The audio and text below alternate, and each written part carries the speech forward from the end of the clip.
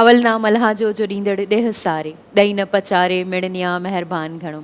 अस्सलाम वालेकुम। The morning of धरती में आऊं अव्हां जी मेज़बान पिरह सैयद ऐं मूंसां गॾु मुंहिंजा मेज़बान साथी मौजूदु आहिनि नसीर गोपांग। उम्मीद है अव्हां सभु ठीकु हूंदा, मज़े में हूंदा ऐं कोरोना वायरस जहिड़ी वबा खां बचियल हूंदा। फिर ढूंढोगे जब खो दोगे, फिर ढूंढोगे जब खो दोगे और आखिर रो दोगे, तुम कभी न जिसको भर पाओ, तुम कभी न जिसको भर पाओ, मैं ऐसा खसारा हो जाऊंगा।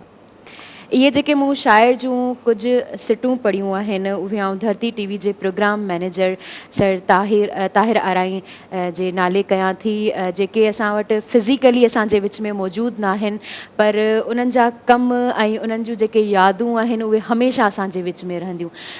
न सिर्फ़ु धरती टीवी पर मुंहिंजे ख़्याल सां सिंधी मीडिया में जेके बि चैनल्स आहिनि उन्हनि सभिनी में तक़रीबन उन्हनि जा तमामु घणा कम कयल आहिनि ऐं उहे हमेशह असां वटि मौजूदु हूंदा। चवंदा आहिनि त आर्टिस्ट भले हुजे न हुजे पर उनजो आर्ट जेको आहे उहो हमेशह असांजे विच में रहिजी वेंदो आहे। ईअं ई बिल्कुलु सर ताहिर आराई जेको बि ख़िदमतूं सर अंजाम ॾिनियूं आहिनि उहे हमेशह असांजे विच में रहंदियूं। बिल्कुलु सही पिया चओ ऐं ज़ाहिर आहे कंहिं सोचियो बि न हूंदो ऐं ख़ासि तौर ते त असांजो त हिकिड़ो अहम साथी जंहिंसां माना तव्हांजी तक़रीबन मुलाक़ात थींदी हुजे ऐं उहो ईअं अव्हांजे हथनि मां हलियो वेंदो ते चवंदा आहिनि त वारी हथनि मां छॾाइजी वेंदी आहे त स्टिल माना दिलि दिमाग़ इन ॻाल्हि खे यकीन कयो नाज़रीन त मञण लाइ तयारु न आहे त सर ताहिर आराई हाणे असांजे विच में न आहे रहियो, पर इहा हिकिड़ी रियलिटी आहे, उनखे तस्लीम करिणो पवंदो। सो ताहिर आराई साहिबु जेके कुझु ॾींहं पहिरियां जिस्मानी तौरु जीअं पहिरें सही चयो त उहो फिज़िकली असां सां गॾु न आहिनि पर हमेशह असां सां गॾु रहंदा। उन्हनि जो जेको कमु आहे स्पेशली सिंधी मीडिया में ऐं शायदि ई को टीवी चैनल हुजे जंहिंमें उन्हनि कमु न कयो हुजे ऐं पंहिंजे कम सां कमिटेड मुख़लिस माण्हू तमामु घटि मूं ॾिठा आहिनि पंहिंजे करियर में। ऐं मूं उन्हनि खे ॾिठो, आख़िर में असांखे ख़बर हुई त उन्हनि जी तबियत तमामु घणी ख़राबु पई रही, किडनी ट्रांसप्लांट उन्हनि जो थियो, पर उनजे बावजूदि बि लाफ्टर हाउस हुजे हू मुस्तक़िल उन में वेंदा हुआ, इवन 2 ॾाका कोन चढ़ी सघंदा हुआ। अॼु मां ख़ुदा छा असां उन्हनि सां गॾु हुआसीं, जेके दोस्त साम्हूं कैमरामैन बीठा आहिनि या असांजी ओबी में टीम आहे, डायरेक्टर साहिबु सभिनी खे ख़बर आहे त हू ऑफिस में मथे अचणु हुन लाइ केतिरो मुश्किल हूंदो, हेठि वञणु केतिरो मुश्किल हूंदो, पर तंहिंजे बावजूदि ईंदा हुआ। अज़हर सुहाग साहिबु हुजे आऊं ॿिया साथी अक्सर उनखे चवंदा हुआसीं त सर कुझु रेस्ट करे वठो, पहिरियों चवंदा आहिनि त जान है तो जहान है, ऐं उनजे जवाब में ख़बर अथव उन हल्की बसि हिकिड़ी मुस्कुराहट ईंदी मुंहं ते, सम्झी ईंदो त यार मूंखे पंहिंजो कमु करिणो आहे। जेकॾहिं घर वेठो हूंदो, लास्ट जेको हुनजो मूंखे मैसेज आयो 14 अगस्त जी ट्रांसमिशन जे हवाले सां, उन्हनि ॾींहंनि में हू कोरोना में हुआ ऐं रिपोर्ट उन्हनि जी इंतज़ारु पिया कयोसीं, हालांकि उहा बि नेगेटिव अची चुकी हुई, पर तंहिंजे बावजूदि हू सर्वाइव न करे सघिया। पर उन्हनि खे पंहिंजे कम सां एतिरी ईंदो जो मूंखे चवंदो नसीर भाईजान हू 14 अगस्त जी ट्रांसमिशन करणी आहे, मूंखे यकीनन यादि तो हूंदो, सो उन हवाले सां तयारी करे वठो, सैटरडे ते उहा आहे। पोइ मूं उन्हनि खे ॿुधायो त सर आऊं कुझु टाइम जे लाइ वञा पियो इस्लामाबाद ऐं जेकॾहिं मूंखे मोकल मिली वञे पोइ यकीनन अव्हां ई कई। सो उन्हनि जूं जेके ख़िदमतूं आहिनि नो डाउट केतिरा ई यादगार ड्रामा, केतिरा ई यादगार गाना, ख़ासि तौर ते जेके क़ौमी गीत आहिनि जंहिंमें तमामु घणो जेको मशहूरु थियो ॾे तोड़े परॾेह में, जिते बि जॾहिं हाणे सिंध जो ज़िक्र थिए थो, सिंधी कल्चर डे जॾहिं बि मल्हायो वञे थो त जीए सिंध जीए, सिंध वारा जीअनि, सिंधी टोपी अजरक वारा जीअनि, उनजो जेको पूरो थीम हो, उन जेका पूरी डायरेक्शन हुई उहा ताहिर आराई साहिब जी हुई। उनखां सवाइ हिकिड़ो मशहूरु ॿियो गीत थियो जेको तमामु हिकिड़ो चइजे त रत खे गरम कंदड़ ते ही कराची कंहिंजो सिंधियुनि जो, यकीन मां ॿुधो हूंदो सिंधी टीवी चैनल ते उहे हलनि था। सो उहो ऐं उनखां सवाइ उनजी एतिरी लातादाद उन जा कम थियल आहिनि, उनजी जेका खणी चइजे ख़िदमतूं आहिनि जो समूरो प्रोग्राम उन ते कजे उहो घटि हूंदो। सो अॼु जे प्रोग्राम में असांजी कोशिशि रहंदी हीउ जेको सिंधी मीडिया जो अनमोल जेको हीरो हो उहो ताहिर आराई साहिब जो विछोड़ो जेको आहे रुगो धरती टीवी जो विछोड़ो जे लाइ लास्ट कोन्हे, उनजी फैमिली जे लाइ लास्ट कोन्हे, पर ही सिंधी मीडिया जेका आहे उनजे लाइ तमामु वॾो लास आहे, हिन सूबे जे लाइ, हिन मुल्क जे लाइ तमामु वॾो लास आहे। थी सघे असांजे सूबे खां जेके ॿाहिरि माण्हू हुजनि उन्हनि खे ताहिर आराई साहिब जे कम जी घटि ख़बर हुजे, पर जेके बि माण्हू सिंध में रहनि था, जेके बि बाशऊर माण्हू आहिनि, जिन जो बि किथे न किथे मीडिया सां को थोरो घणो लिंक आहे, वास्तो आहे, उनखे ख़बर हूंदी ताहिर आराई छा हो। ऐं मूं मुख़्तसर उन ते जेको लिखियो ऐं उन सां जेका असांजी कचहरी थींदी हुई पहिरें, जीअं त आउं बेसिकली न्यूज़ जो माण्हू आहियां त मूंखे उन्हनि हिकिड़े ॾींहुं ॿुधायो त हुननि जी जेके करियर जी शुरूआति में न्यूज़ खां थी हुई, मुख़्तलिफ़ अख़बारनि में हुननि रिपोर्टिंग कई, पोइ पाकिस्तान टेलीविज़न ते हुननि रिपोर्टिंग कई ऐं उनखां पोइ हू शोबिस तरफ़ आया। ख़ासि तौर ते सेट डिज़ाइनिंग हुजे, धरती टीवी जा जेके बि समूरा सेट नाज़रीन तव्हांखे नज़र ईंदा मुख़्तलिफ़ प्रोग्रामनि में, ही द मॉर्निंग ऑफ धरती जो कॉन्सेप्ट उन्हनि जो हो। मूंसां जेका पहिरीं मीटिंग उन्हनि कई, मूंखे अॼु बि यादि आहे, ही जेको सेट तव्हांखे शानदार नज़र अचे पियो, इहो ठाराइण में उन्हनि जो किरदारु हो। लाफ्टर हाउस एॾो यादगार शानदार प्रोग्राम धरती टीवी जो, उनजो थीम या उनजो जेको सेट आहे, या वॾी जेका ट्रांसमिशन रमज़ान में शुरू में कईसीं असां, ऐं ख़ासि तौर ते जेको वाह वाह जमालो जे नाले सां प्रोग्राम हिते शुरू थियो हो, ॾाढो हिकिड़ो चैलेंजिंग हो। उन्हनि ॾींहंनि में आउं हिते हूंदो हुउसि त जेका समूरी टीम हूंदी हुई, बाबा रमज़ान शुरू पियो थिए, थी सघंदो न थी सघंदो, पर हुन तमामु घटि टाइम में हुननि खे पॉसिबल करे ॾेखारियो। सेट डिज़ाइनिंग, लाइट, माना दाख़िल थियनि तव्हांखे ॿुधाइनि हा त हिते जेका आहे सही लाइट सही न आहे, हिन किरदार ते हिते लाइट सही न पई पवे, हीअ जेको सेट आहे हिन खे हीअं कजे त बहितरु हूंदो, ऐं उहा परफेक्ट ॻाल्हि हूंदी, पंहिंजे कम सां सचो खरो, ऐं आख़िर ताईं हू ईअं ई रहियो। ऐं जेतिरो बि अफ़सोस कॼो उहो घटि आहे त अॼु हू जिस्मानी तौर ते असां में न आहिनि, ऐं शाहपुर जहानिया जे क़ब्रिस्तान में हू माउ, मिटी माउ जे हवाले थी चुका आहिनि, पर जीअं असां चऊं था हू हमेशह ज़िंदा रहंदा पंहिंजे कम जे थ्रू, ऐं असीं उनखे हमेशह यादि कंदा रहंदासीं। अॼु प्रोग्राम में बि असांजी कोशिशि हूंदी त प्रोग्राम जे इंट्रो में पाण हुन ते ॻाल्हायूं पिया, गॾोगॾु उन्हनि सां मुख़्तलिफ़ शख़्सियतनि गॾिजी कमु कयो। असांजी कोशिशि रहंदी त पाण उन्हनि सां ॻाल्हि ॿोल कयूं ऐं उन्हनि खां मालूम कयूं त ताहिर आराई साहिब जो जेको विछोड़ो आहे उहो केॾो वॾो ख़ाल आहे, केतिरो लॉस आहे, न रुॻो उन फैमिली जे लाइ, धरती टीवी सथ जे लाइ, पर हिन मुल्क जे लाइ, हिन सूबे जे लाइ केतिरो लॉस आहे, हुननि जो जेके कंट्रीब्यूशन्स आहिनि उहे छा आहिनि, उन ते ॻाल्हाईंदासीं, उन्हनि खे कुझु ट्रिब्यूट पेश कंदासीं। ऐं हुन सां गॾोगॾु जेकॾहिं असांजे प्रोग्राम जो जीअं फॉर्मेट हूंदो आहे, सो मुख़्तलिफ़ जेके वाक़िया दुनिया जहान में थियनि पिया उन ते असीं ॻाल्हाईंदा आहियूं। त वरी जेकॾहिं असीं अचूं था पाड़ेसरी मुल्क अफ़गानिस्तान जी सूरत हाल ते, पाण मुख़्तलिफ़ वक़्तनि ते उन ते ॻाल्हाईंदा रहिया आहियूं। जॾहिं खां ई जो बाइडन ऐलान कयो त अमरीकी फ़ौज जो उतां निकिरणु शुरू थींदो, तॾहिं खां असां इहो चयोसीं पियो त हाणे अशरफ गनी जी हुकूमत न रहंदी, ऐं ईअं ई थियो। अशरफ गनी उतां फ़रार थी चुका आहिनि, 2 हफ़्ता थी चुका आहिनि जो क़ाबिल मुकमल तौर ते कंट्रोल में आहे तालिबान में। ऐं उते जेको 2 ॾींहं पहिरियां इंतिहाई अफ़सोसनाक वाक़ियो पेश आयो, क़ाबिल एयरपोर्ट ते हिक ॿिए पुठियां 3 जेके आपघाती धमाका थिया, हींअर ताईं जेको तादादु आहे 100 खां वधीक ॿुधाए पियो वञे। क़ीमती इंसानी जानियूं ज़ाया थी चुकियूं आहिनि, जंहिंमें अमेरिकन फ़ौजी जेके आहिनि उहे बि आहिनि, मासूम ॿारड़ा बि आहिनि। हीअ सभु उहे माण्हू ख़ासि तौर ते अफ़गान शहरी जेके पंहिंजूं ज़िंदगियूं बचाइण जे लाइ क़ाबिल एयरपोर्ट ते मुसलसल 2 हफ़्तनि खां उते हुआ, त कंहिं बि तरीक़े सां हू निकिरी वञनि, कंहिं बि मुल्क निकिरी वञनि, पर हू अफ़गानिस्तान में न पिया रहणु चाहिनि, छाकाणि त हींअर तमामु घणी ख़ौफ़ हरास वारी सूरत हाल आहे। ज़िंदगियूं बचाइण जी तलाश में हू निकिता हुआ ऐं ज़िंदगियूं विञाए वेठा आहिनि। सो इंतिहाई अफ़सोसनाक वाक़ियो आहे। ॿिया बि खोड़ सारा वाक़िया जेके हिन सॼे टाइम में थी चुका आहिनि। कोरोना जे हवाले सां बि अव्हां वटि शायदि अपडेट आहिनि। जी जी बिल्कुलु, कोरोना जे हवाले सां मूं वटि जेका अपडेट आहे उहा मूं डॉन न्यूज़ जो आर्टिकल लिखियलु हो उतां खां ई खई आहे त पाकिस्तान में जेके डेथ रिपोर्ट्स थियूं आहिनि या कोरोना जी जेके डिटेक्ट थियो आहे उहो मई खां वठी हाईएस्ट रेट आहे पाकिस्तान में स्पेशली। ऐं जेको कोविड-19 में असां वटि छा थींदो आहे, हिकिड़ो आउं पहिरीं नाज़रीन खे ॿुधाईंदी हलां त इम्यून सिस्टम छा हूंदो आहे। जीअं असांजी बॉर्डर्स ते सोल्जर्स बीठल आहिनि, फ़ौजी बीठल आहिनि, असांखे प्रोटेक्ट कनि था, ईअं ई असांजी बॉडी में हिकिड़ो हूंदो आहे इम्यून सिस्टम। तव्हां सम्झो उहो बि असांजी बॉडी जो हिकिड़ो सोल्जर हूंदो आहे जेको असांखे प्रोटेक्ट कंदो आहे। त उहो असांखे हर बीमारी खां, जेका बि शइ हुजनि सभिनी खां प्रोटेक्ट कंदो आहे। पर जेकॾहिं तव्हांखे कोरोना थी वञे थी त उन सिचुएशन में तव्हांजो इम्यून सिस्टम जेको आहे न उहो हाइपर एक्टिव थी वेंदो आहे। हाइपर एक्टिव बायोलॉजिकल हिकिड़ो टर्म आहे जंहिंमें मतिलबु तव्हांजो इम्यून सिस्टम आहे उन डिज़ीज़ सां फाइट करणु शुरू करे छॾींदो आहे। इम्यून सिस्टम जो कम ई इहो हूंदो आहे।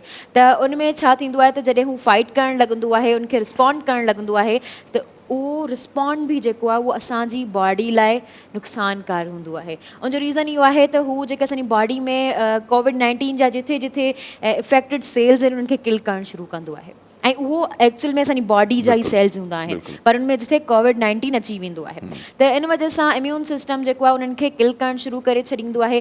ऐं ॿियो जेकॾहिं असांजी मेडिकेशन जी तरफ़ हलूं त मेडिकेशन में जेको आहे एक्टेरमा आहे हिकिड़ी शइ मेडिसन आहे जेका उन इम्यून सिस्टम खे लॉक करे छॾींदी आहे, जेका कोविड-19 जे ड्यूरेशन में असांखे लॻंदी आहे। त जॾहिं उहा इम्यून सिस्टम खे लॉक करे छॾींदी आहे, जीअं तव्हांखे मूं स्टार्टिंग में ॿुधायो त इम्यून सिस्टम असांखे असांजी बॉडी में जेतिरियूं बि बीमारियूं आहिनि उन्हनि खां प्रोटेक्ट कंदो आहे। कोविड-19 हिकु त बीमारी न आहे जेका असांजी बॉडी खे इफेक्ट करे थी, लखनि करोड़नि आउं चवंदसि बीमारियूं आहिनि। असांखे वेठे वेठे एतिरा जरासीम लॻी वेंदा आहिनि, इन्हनि सभिनी खां प्रोटेक्शन असांजो इम्यून सिस्टम कंदो आहे। पर जेकॾहिं कोविड-19 में असांजो इम्यून सिस्टम लॉक कयो वेंदो त असां वटि ॿियूं काफ़ी अहिड़ियूं डिज़ीज़ आहिनि जेके असांखे अटैक करे छॾींदियूं। त बराए महिरबानी मुंहिंजी सभिनी खे रिक्वेस्ट आहे, जेके बि असांखे ॾिसी रहिया आहिनि, त पंहिंजी जानुनि खां मथे कुझु बि न आहे। तव्हां ॾिसो पिया जेकॾहिं आर वञिजे थो तॾहिं बि मसइलो आहे, पार वञिजे थो तॾहिं बि मसइलो आहे। कोविड-19 खे ॾिसिजे त हर तरफ़ कोविड-19 मसइलो ई मसइलो क्रिएट करे रहियो आहे। त इन वजह सां तव्हां पंहिंजो ख़्यालु रखो, ॿाहिरि जेको माना बिना ज़रूरत जे ॿाहिरि न वञो, मास्क यूज़ कयो, सैनिटाइज़र खे यूज़ करियो, ऐं जॾहिं बि तव्हां ॿाहिरि खां वापसि घरु अचो था त पंहिंजा हैंड वॉश कयो। ऐं वैक्सीन तमामु अहम। जी जी बिल्कुलु, वैक्सीन लॻारायो, ऐं वैक्सीन लाइ हुकूमत तमामु घणा अहम क़दम खणी रही आहे। वैक्सीन असां वटि काफ़ी अची बि चुकी आहे, काफ़ी शयूं असां विकिणी करे वैक्सीन वरिती आहे। त महिरबानी करे तव्हां वैक्सीन लॻारायो ऐं पाण खे जेकी बि इहे वबाऊं आहिनि सभिनी खां पाण खे प्रोटेक्ट करियो। स्पेशली जेका कोरोना आहे, जेका अॼुकल्ह इन आहे, जंहिंजी वजह सां असांजो पूरो मुल्क आउं चवां डिस्टर्ब थी वियो आहे। एजुकेशन खां वठी असांजो बिज़नेस, हर हिकु शइ असांजी आहे उहा कोविड-19 जी वजह सां डिस्टर्ब थी वई आहे। ऐं असांजूं वॾी ॻाल्हि त जानूं वञनि पियूं। मूंखे हिकु शइ एॾी उहो मतिलबु चवां थी, जेकॾहिं आउं ॻाल्हि कंदी आहियां उहा रूह खे कांडाईंदड़ ॻाल्हि हूंदी आहे त मरण खां पोइ असीं वापसि न आहियूं ईंदा। ऐं सोचींदी आहियां माना छो न आहियूं ईंदा, अलाह से इहो रूल करे 4 साल असां मतिलबु मरी वञी वरी 4 साल खां वापसि अची वञूं। बहरहाल त मरण खां पोइ केरु वापसि न आहे ईंदो। त बराए महिरबानी इहा ॻाल्हि पंहिंजे दिमाग़ में रखो, मरण खां पोइ असां वापसि न आहियूं ईंदा। पंहिंजो घणे खां घणो ख़्यालु रखो। अगरि जी हूंदो त जहां हूंदो, असां अगरि ज़िंदा हूंदासीं त असां इहे सभु शयूं इंजॉय करे सघंदासीं, असां इन्हनि सभिनी जॻहियुनि ते वरी वञी सघंदासीं। इन जे करे पंहिंजो ख़्यालु रखो। ज़रूरु। ऐं ॿी नाज़िया में ख़बर हूंदी त 25 जुलाई 2018 ते जेका इलेक्शन थी, उन इलेक्शन जे नतीजे में जेका वफ़ाक़ी हुकूमत इक़्तिदार में आई, 18 ऑगस्ट 2018 ते वज़ीर आज़म इमरान ख़ान साहब वज़ीर आज़म तौरु हलफ़ खयो हो ऐं उन्हनि जी हुकूमत जा 3 साल मुकमल थी चुका आहिनि। ऐं 3 सालनि जे मुकमल थियण खां पोइ हिकिड़ी अहम तक़रीब थी इस्लामाबाद में। वज़ीर आज़म क़ौम खे ख़िताबु कयो ऐं उन ख़िताब दौरान हुन मुख़्तलिफ़ दावा कया जेके हर हुकुमरान कंदा आहिनि। ज़ाहिर आहे जेको बि हूंदो इक़्तिदार में त उहो कीअं चवंदो त असांखां ही ग़लतियूं थियूं आहिनि या ही असां टारगेट अचीव न करे सघिया आहियूं। हुननि ॿुधायो त मईशत ज़बरदस्त, जेके टारगेट हुआ असां अचीव कयासीं। टैक्स कलेक्शन ज़बरदस्त, माज़ी जी भेट में असां एतिरो कुझु कयो आहे। ऐं नेब जेके आहिनि 519 अरब रुपया वापसि करे वरिता आहिनि मुख़्तलिफ़ माण्हुनि खां। पंजाब जी एंटी करप्शन ज़बरदस्त कमु करे पई। ज़रात में एॾो असां इनकलाब आणे वरितो आहे जो हारी एतिरा ख़ुशहाल थी विया आहिनि, हू ट्रैक्टर पिया वठनि, हू मोटरसाइकिलूं पिया वठनि। ऐं उन सां गॾोगॾु उन्हनि अपोज़िशन ते बि तनक़ीद कई त उन्हनि जो हर मुमकिन कोशिशि रही त फ़ौज मुदाख़लत करे संदन इक़्तिदार जो ख़ात्मो आणे। हीअ त हुयूं हिकिड़े पासे इमरान ख़ान साहिब जूं दावाऊं जेके जीअं मूं चयो त हर हुकुमरान कंदो आहे। अध खां वधीक विकिणी छॾियो। ॿिए पासे आहिनि रियलिटीज़। भई जेकॾहिं तव्हांजी मईशत एतिरी बहितर थी आहे त उनजो समर आम माण्हुनि खे छो कोन पियो मिले। जॾहिं मईशत बहितर थींदी आहे त ज़ाहिर माण्हुनि खे फ़ाइदो थींदो आहे, उहो कोन पियो थिए। महांगाई तमामु घणी ख़तरनाक हद ताईं वधी चुकी आहे। मेडिसन खां वठी आम वाइपे जूं शयूं। हिकिड़े पासे वज़ीर आज़म इमरान ख़ान साहिब दावा पिया कनि त असां ज़रात में इनकलाब आणे छॾियो आहे, असांजो हारी ख़ुशहाल थियो आहे। ॿिए पासे जेके अंग खर आहिनि, फैक्ट आहिनि त $7.5 अरब जा जेके आहिनि उहे असां खाद खुराक जूं शयूं ॿाहिरिनि मुल्कनि मां घुरायूं आहिनि। विकिणी बि छॾियूं आहिनि। हा, जंहिंमें अटो आहे, जंहिंमें चांवर आहे, जंहिंमें दालियूं आहिनि, इहे असीं ॿाहिरियां पिया घुरायूं। आहियूं ज़रई मुल्क ऐं ज़रात बि असांजी ज़बरदस्त आहे, पर असां फूड जेके आहिनि नीड जेका आहे फूड जी उहा पूरी कयूं पिया। ॿाहिरियां शयूं घुराए उहे उन ते असीं पैसा पिया लॻायूं। वरी गॾोगॾु ख़ान साहिब इहा बि दावा कई त सॼे मुल्क में उन्हनि कानून जी हुकुमरानी क़ाइमु करे छॾी आहे। रेट ऑफ लॉ आहे, कानून सभिनी जे लाइ बराबरि आहे। त उते असांजी नज़र ज़ाहिर आहे दुनिया खे ख़बर आहे त हिन वक़्त ताईं जेके बि केस थिया आहिनि उहे अपोज़िशन लीडरनि ते थिया आहिनि। उहे ॿधा गिरफ़्तार थिया, कुझु ज़मानतुनि ते आज़ादु थिया, उहे केस पंहिंजे अंजाम ते न पहुता, कीअं हुआ छा हुआ उन बहस में नथा वञूं। पर हींअर ताईं को हिकिड़ो अहिड़ो मिसाल त कैबिनेट में वेठल जेके खोड़ सारा माण्हू आहिनि, परवेज़ खटक खां वठी कंहिं जा नाव खणजनि, काफ लीग जा कुझु अॻवान ॿिया टिया, जन ते केस अञा ताईं हलनि पिया। इवन शौकत तरीन जिन खे तव्हां फाइनेंस मिनिस्टर ठाहियो आहे, उन्हनि खे नेब जा जेके नोटिस निकितल आहिनि उहे तव्हांजे कैबिनेट में वेठा आहिनि। घणा माण्हू उन्हनि में छा गिरफ़्तार थिया, केतिरा तव्हांजा इतिहादी गिरफ़्तार थिया। मालम जब्बा हुजे, BRT हुजे, या तव्हांजो जेको पिंडी वारो रोड स्कैंडल जेका ज़मीन वारो मामिलो थियो ज़ुल्फी बुखारी साहिब जो, उन में नाव पे आयो त उन्हनि जे ख़िलाफ़ मां कहिड़ी कार्रवाई कई। खंड स्कैंडल में जेके माण्हू मुलविस हुआ, अटे में जेके मुलविस हुआ, रिपोर्ट त मां पब्लिक करे छॾी, पर उन्हनि में घणा माण्हू गिरफ़्तार कया हुआ। जेकॾहिं कानून सभिनी जे लाइ बराबरि आहे त उहो पोइ सिर्फ़ु अपोज़िशन जा लीडर जेके आहिनि या जेका ब्यूरोक्रेसी जेका अपोज़िशन सां गॾिजी कमु कंदी रही, उहे ई गिरफ़्तार छो पिया थियनि। कानून बराबरि सभिनी जे लाइ आहे। ऐं मदीने जी रियासत जो बार बार ख़ान साहिब ॻाल्हियूं करे थो त उन में त ईअं कोन हो। सो उन्हनि जे ख़िलाफ़ु केतिरी कार्रवाई थी उहो सभिनी जे साम्हूं आहे। सो हाणे इहा सूरत हाल आहे। बाक़ी बचा आहिनि 2 साल, 1 साल ही जीअं ई पूरो थींदो उन खां पोइ इलेक्शन ईयर जो तयारियूं थी वेंदियूं सो ॾिसणो ई आहे त नेक्स्ट जेका इलेक्शन ईंदी ख़ान साहब जूं दावाऊं पंहिंजी जॻह ते पर हुन इलेक्शन में ख़ान साहब खे केतिरा वोट पवंदा इहो वॾो सुवालु हूंदो जेकॾहिं उन जी परफॉर्मेंस वाक़ई अहिड़ी आहे ऐं इहा हक़ीक़त ते मुश्तमिल आहे त पोइ ज़ाहिर माण्हू उन्हनि खे वोट ॾींदा न त पोइ ॾिसूं छा आहे छाकाणि त इलेक्शन खां अॻु में जेके तर्ज़िया ऐं तबसरा अचनि पिया कुझु धुरियुनि जो इहो बि चवणु आहे त जेको हाल काफ लीग जो थियो हो परवेज़ मुशरफ जो दौरान उन्हनि खे लॻे थो त इहो हाल PTI जो बि थींदो पर असीं नथा चऊं इहा माण्हुनि जी राय आहे वक़्तु साबित कंदो आहे केतिरी दुरुस्त आहे या ग़लति सो ॻाल्हियूं खोड़ सारियूं आहिनि मूं वटि बि हिकिड़ो रिपोर्ट आहे फीस स्ट्रक्चर जे बारे में तमामु इम्पोर्टेंट रिपोर्ट आहे एजुकेशन जे हवाले सां ॻाल्हि कजे त असांजी COVID-19 जी वजह सां एजुकेशन में इलाही ज़्यादा चवां थी गैप्स अची विया आहिनि केॾी महिल ऑनलाइन आहे त केॾी महिल कॉलेजिस स्कूल यूनिवर्सिटीज़ खुलनि थियूं त केॾी महिल बंदि आहिनि बहरहाल फीस स्ट्रक्चर जे बारे में ॻाल्हायूं त मास्टर्स MPhil PhD ऐं कॉलेज साइड जेका आहे उहो फीस में वाधारो अची वियो आहे स्टूडेंट्स चवनि था त प्रोस्पेक्टस में जॾहिं हुननि फॉर्म फिल कराया हुआ त मास्टर MPhil जी फीस जेका हुई उहा 70,000 ऐं 70,000 बि 2 सालनि जी ऐं जेकॾहिं PhD जी ॻाल्हि कजे PhD जी फीस हुई 1,48,000 ऐं उन खां पोइ जेका फीस में वाधारो आयो आहे ऐं नाज़रीन तव्हांखे ॿुधाईंदी हलां त मास्टर्स ऐं MPhil जी फीस जेका आहे 70,000 खां मथे थी करे 1,60,000 थी वई आहे ऐं PhD जी फी जेका आहे उहा 2,49,000 थी वई आहे त मतिलबु इहो अगरि असां चऊं त टीण ते मिसाल तौर मूं जॾहिं फॉर्म भरायो मुंहिंजो ज़हन ठहियो त मूंखे 70,000 मतिलबु असांजे दिमाग़ खां न तव्हांखे 1,60,000 ॾियणा आहिनि त आऊं किथां अफोर्ड करे सघंदासीं इज़ाफ़ी 90,000 बिल्कुलु माना टीण ते इंक्रीमेंट आयो आहे उनखां अलावा हैदराबाद सिंध यूनिवर्सिटी जे जेके बि ॿार आहिनि उन्हनि फीस ते एहतजाज कयो आहे ऐं उते शागिर्द ऐं जेके शागिर्दाणियूं आहिनि उन्हनि रोड ब्लॉक कयो ऐं उन्हनि इहा ॻाल्हि चई त COVID-19 जी वजह सां स्कूल कॉलेजिस ऐं यूनिवर्सिटीज़ ऐं सभिनी जे बारे में ॻाल्हि कंदसि त सभु ऑफ हुआ उहे सभु ऑफ आहे तंहिं हूंदे पोइ छाजी फीस वरिती पई वञे एग्ज़ामिनेशन बि जी ॻाल्हि कजे त उहे बि ऑनलाइन वरिता पिया वञनि क्लासिस बि ऑनलाइन वरिता पिया वञनि बिल्कुलु ख़र्चा कहिड़ा हुआ पघारुनि खां सवाइ कहिड़ा ख़र्चा हुआ जेको तव्हां एतिरी फीस में इंक्रीमेंट कई आहे ऐं उन्हनि जो इहो बि चवणु हो त जेके ग़रीब माण्हू आहिनि मतिलबु उहा हाणे एजुकेशन गवर्नमेंट इंस्टीट्यूशन्स में बि नथा वठी सघनि छो जो गवर्नमेंट इंस्टीट्यूशन्स ईअं हूंदा आहिनि त असांखे ईज़ी रहंदा आहिनि प्राइवेट में असां अफोर्ड नाहियूं करे सघंदा गवर्नमेंट उहे ईज़ी रहंदा आहिनि उन्हनि जो इहो बि चवणु हो त जंहिंजी तनख़्वाह जेका आहे सैलरी जेका आहे उहा 25,000 आहे या 10,000 आहे महीने में उहो एतिरा पैसा किथां आणींदा ज़ाहिर उन मामले ते ज़रूरु सोचणु खपे जेका एजुकेशन मिनिस्ट्री आहे उन्हनि खे सोचणु खपे हायर एजुकेशन कमीशन सूबाई लेवल ते हाणे थी चुकी आहे वफ़ाक़ ऐं सूबनि ते उन्हनि खे ज़रूरु सोचणु खपे थी असीं कयूं छा पिया ऐं ॿारनि खां जेको आहे उहो तालीम जो हक़ छो पिया असीं खसूं जेको 70,000 वारो माण्हू हूंदो 1,60,000 रुपया किथां भरे सघंदो सो उन ते ज़रूरु सोचणु खपे का अहिड़ी हिकमत अमली ठाहिणु खपे जो जेके ग़रीब जो ॿारु आहे उहो बि आला तालीम हासिलु करे सघे सो असीं त रिक्वेस्ट ई करे सघूं था हिन मामले खे हाईलाइट करे सघूं था बाक़ी जेके लाॻापियल धुरियूं आहिनि उन्हनि जो कमु आहे ऐं जेके स्टूडेंट आहिनि नो डाउट वॾी वॾी जदोजहद हलाए उन्हनि खोड़ जेके मक़सद आहिनि हासिलु करे वरिता आहिनि हीअ इंतिहाई अहम मामिलो आहे ॾिसणो आहे जेके स्टूडेंट तंज़ीमूं आहिनि ख़ासि तौर ते या जेके स्टूडेंट सां गॾोगॾु ॿियूं सिविल सोसाइटी जूं तंज़ीमूं दावाऊं त वॾियूं कंदियूं आहिनि उन्हनि जो रोल छा थो हुजे ईंदड़ ॾींहनि में पाण त ज़रूरु ॻाल्हाईंदासीं पर हिते वक़्तु थियो पियो अॼु जी टॉप स्टोरीज़ सो प्रोग्राम में शामिलु कंदासीं टॉप स्टोरीज़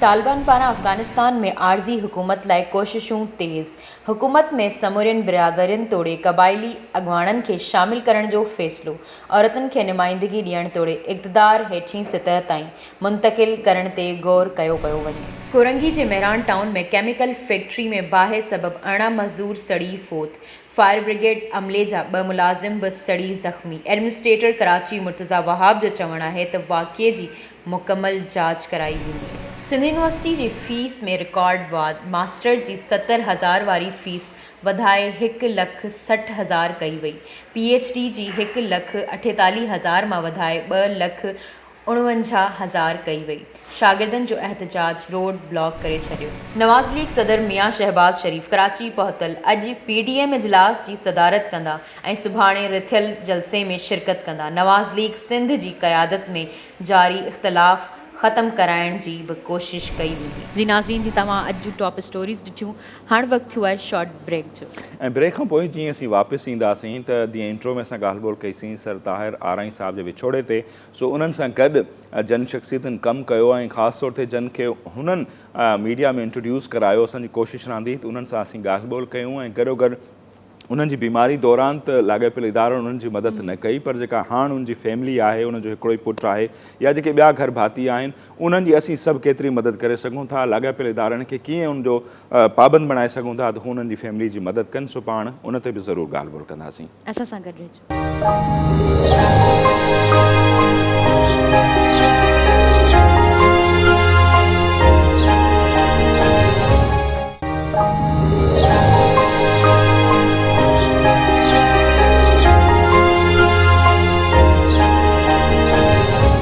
जी नज़ीर, ब्रेक खां पोइ हिकु भेरो ॿीहर अव्हांखे द मॉर्निंग ऑफ धरती में चऊं था भली कार। ऐं जीअं ब्रेक ते वञण खां पहिरीं असां ॻाल्हि ॿोल करे रहिया हुआसीं त सर ताहिर आराई साहिब जो जेको विछोड़ो आहे, न रुगो उन्हनि जे ख़ानदान जो ई लॉस आहे, पर असां सभिनी जो ई तमामु घणो नुक़सानु आहे, हिन मुल्क जो तमाम जो बिल्कुलु तमामु घणो नुक़सानु आहे। सो उन्हनि जी शख़्सियत ते, उन्हनि जे कम ते, उन्हनि जे किरदार ते असीं ॻाल्हि ॿोल कंदासीं।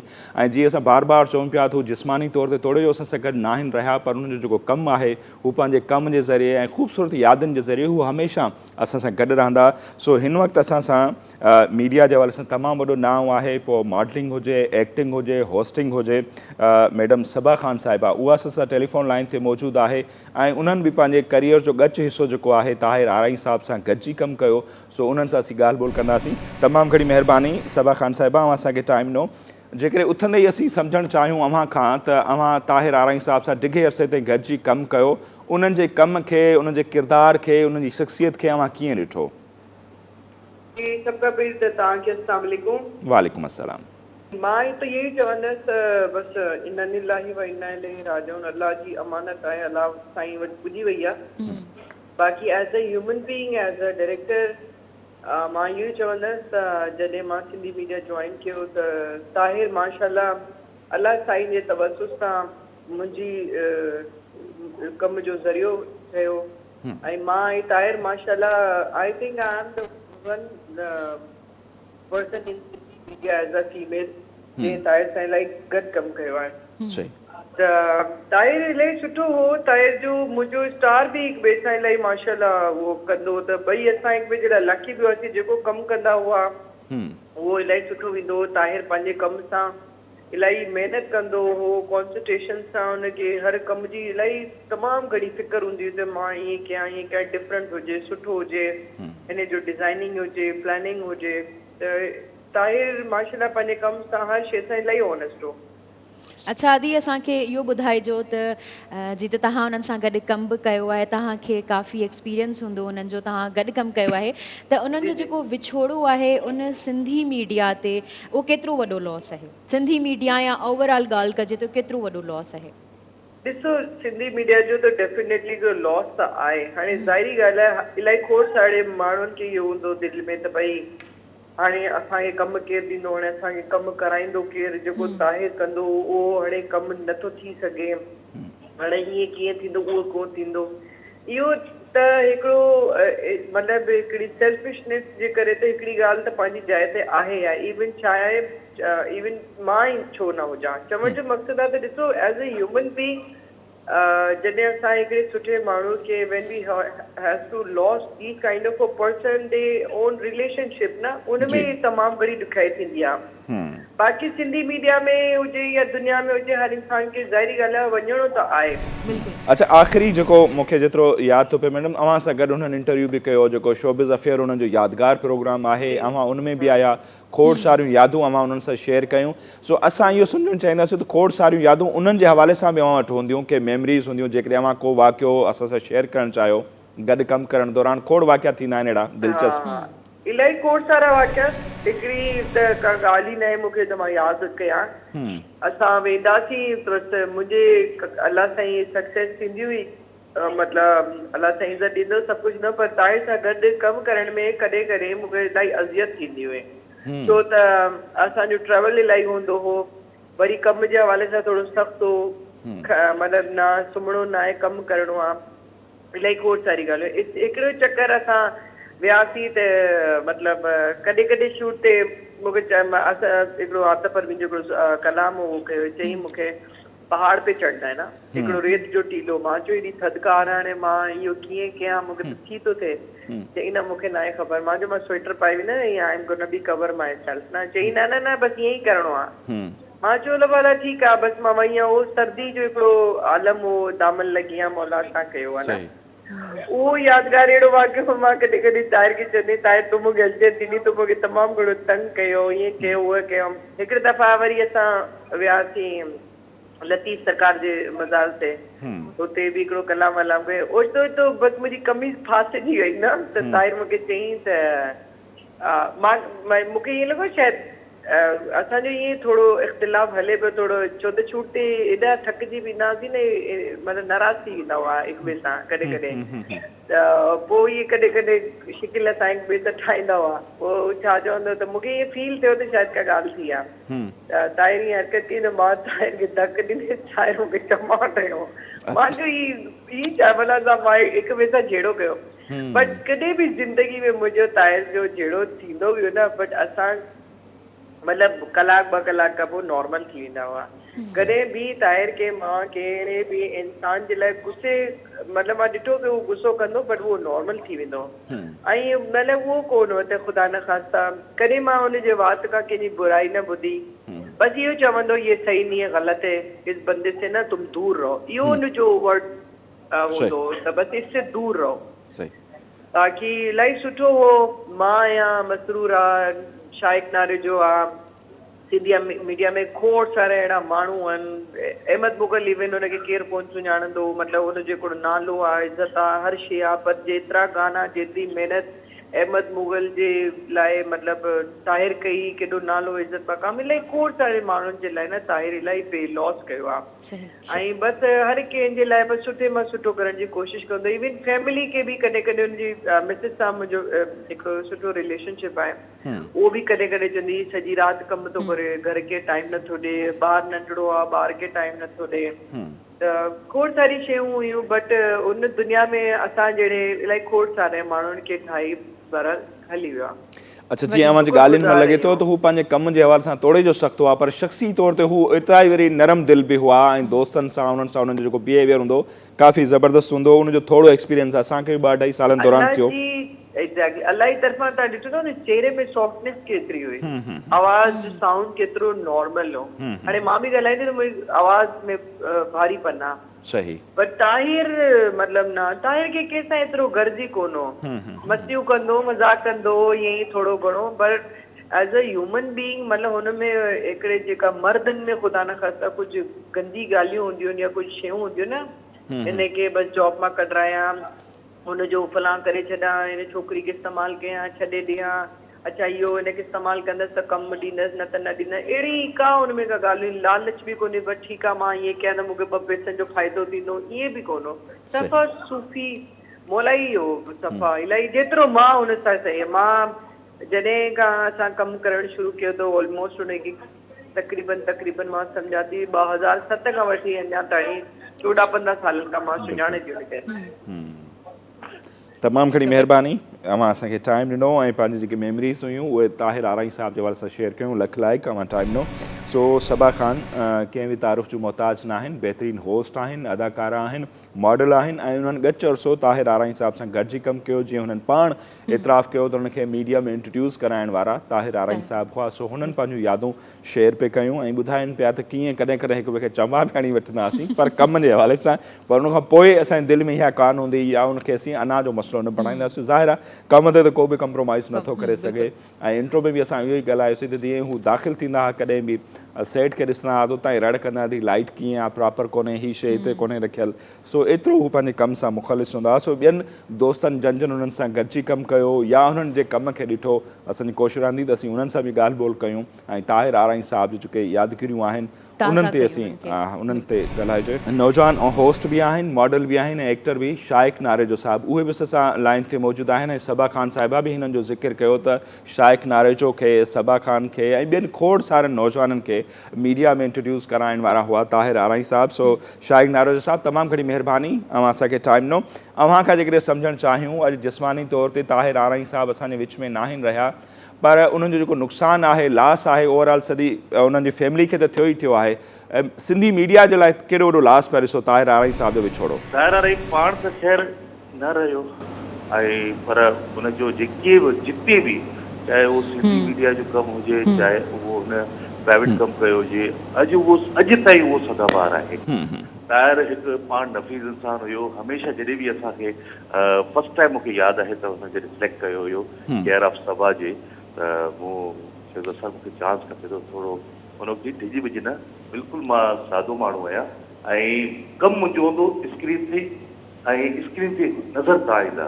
मूंखे कम में कंप्रोमाइज़ खपे ऐं का ग़लति शइ न खपे। सही। काफ़ी सॉन्ग्स कमु कया, असां काफ़ी सफ़र कयो गॾु। जीअं सिंध वारा जॾहिं गानो आयो करे फस्ट टाइम थी त हीउ हिकिड़ो टास्क आहे, हिकिड़ो टारगेट आहे जेको असांखे पूरो करिणो आहे, जेको असां 25 खां 30 ॾींहं में असां कयोसीं, जंहिंमें पूरो सिंध असां घुमियासीं। ऐं त लास्ट टाइम मूं धरती टीवी जो प्रोग्राम कयो वाह जमालो, बिल्कुलु उन में बि असां गॾु वेठा हुआसीं। त मूंखे चई त यार शाइक़ वाह जमालो प्रोग्राम कर ऐं ख़ैर आहे पोइ बाक़ी जेको पैसनि में आहे ठही पवंदासीं। सही। पर उन वक़्तु इहा ॻाल्हि कई हुई लास्ट में त यार थकी पियो आहियां काफ़ी। अच्छा। हाणे उहो नथो थिए कमु, पर सिर्फ़ु तव्हां सभिनी खे ॾिसी करे हिकिड़ो ख़ुशी थींदी आहे ऐं बसि तबियत जे हिसाब सां काफ़ी उहो थकावट हुई हुनखे। सही। अदा असां तव्हांजे भाउ जो बि ॿुधो, तव्हांजे भाउ जी बि डेथ थी वई आहे। उनजो बि जेतिरो अफ़सोस कजे घटि आहे, सो बिल्कुलु। अलाह साईं अव्हांखे सबर अता करे। ज़ाहिर आहे असल में फर्स्ट टाइम जॾहिं मुंहिंजे ब्रदर जे नाले बि डॉक्टर हिन मूंखे असांखे जवाबु ॾेई वियो हुयो त हू कैंसर पेशेंट हुयो, 3.5 साल हू पंहिंजी बीमारी खां विढ़ंदो पियो रहियो। त इन दौरान जॾहिं मां हिकु ॾींहुं अवल असांखे डॉक्टर चयो त यार तव्हांजे भाउ जे जिस्म में रतु न रहियो आहे, हिन ते कोशिशि कयो जेतिरो तव्हां दुआ कयो।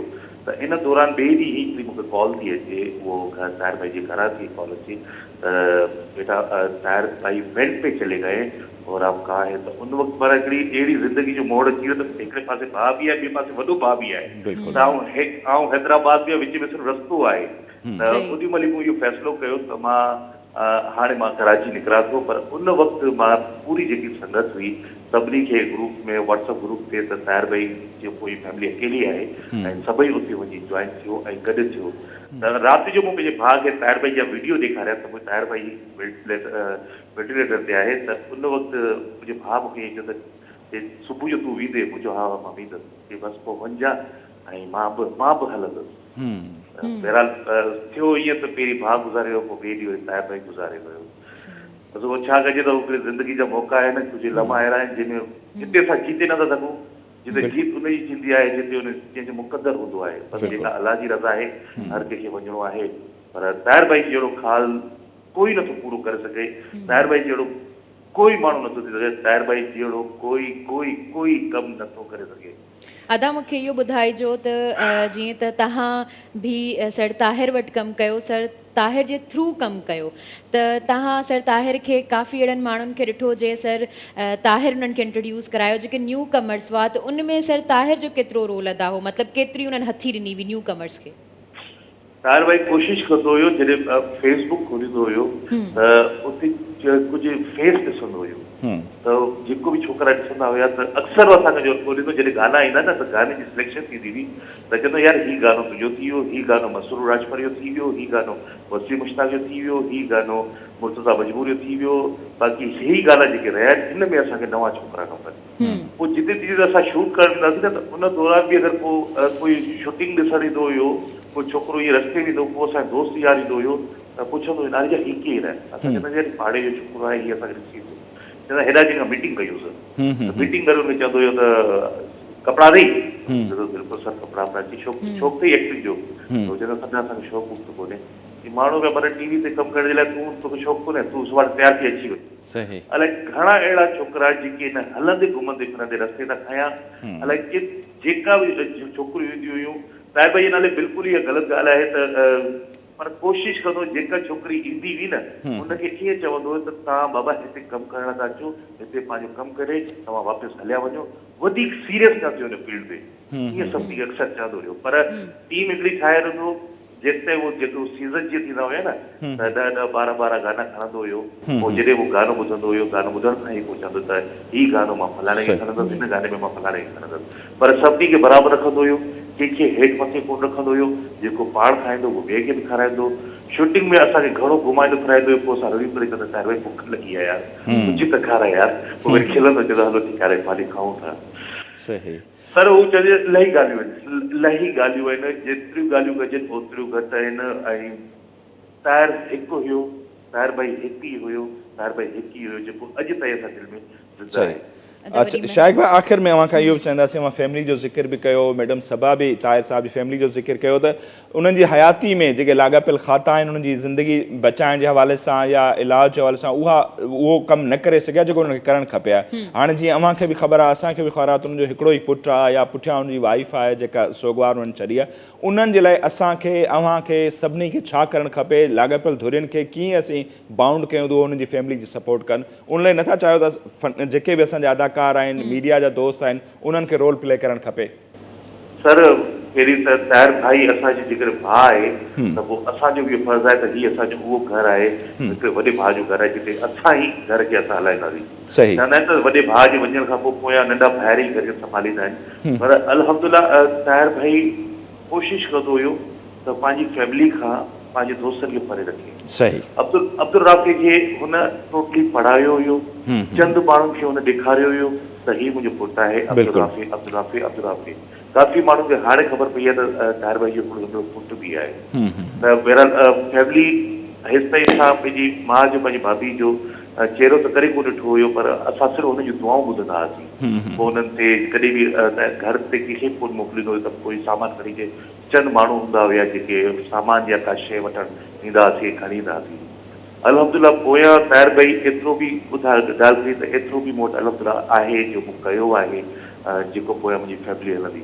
भाउ वॾो नंढो जेको भाउ अथसि बाबू, उहो बि माशाल्लाह सुठे बिज़नेस में आहे, हर ॻाल्हि में आहे। बाक़ी जंहिं वक़्तु बि असांजी ज़रूरत पवंदी ताहिर भाई खे, ताहिर भाई जी फैमिली खे, ताहिर भाई जे बचड़नि खे, त सभिनि खां पहिरीं असां लबैक कंदासीं। ऐं असां अॼु ताईं जुड़ियल आहियूं। हयात जेतिरी लाइ असां हिननि सां ताहिर भाई सां फैमिली जुड़ियल आहे। बाक़ी जेका आर्टिस्ट बिरादरी आहे हुनखे सिर्फ़ु इहे ई चवंदासीं जेतिरो थी सघे ताहिर भाई जे लाइ दुआऊं कयो। ऐं ताहिर भाई थोरो सख़्तु मिज़ाज माण्हू हूंदो हुयो ऐं उहो चाहे जो वक़्ती तौर ते दरकार ईंदो हुयो, कंहिंखां नाराज़ थींदो हुयो, पर पोइ वरी चवंदो यार मूंखे हिन माण्हू खां सॉरी करिणो आहे, हिन खां माफ़ी घुरी आहे, त उहा शइ सॼी दिलि मां कढी वेंदो। उहा जेका बि ॻाल्हि कंहिंजी का पेमेंट, कंहिंजी का ॻाल्हि ॾिनी, कंहिं जेको कुझु कटे वरिती, पर उन सभिनी खे शइ खे बख़्शी करे ताहिर भाई जे लाइ खोड़ सारी दुआऊं कंदा ऐं मुंहिंजे भाउ आतिफ़ जे लाइ बि खोड़ सारी दुआऊं। ज़रूरु अल्लाह साईं ॿिन्ही खे ऐं जेके बि मरहूमीन आहिनि उन सभिनी खे जन्नतुल फिरदौस में अला मक़ाम अता करे।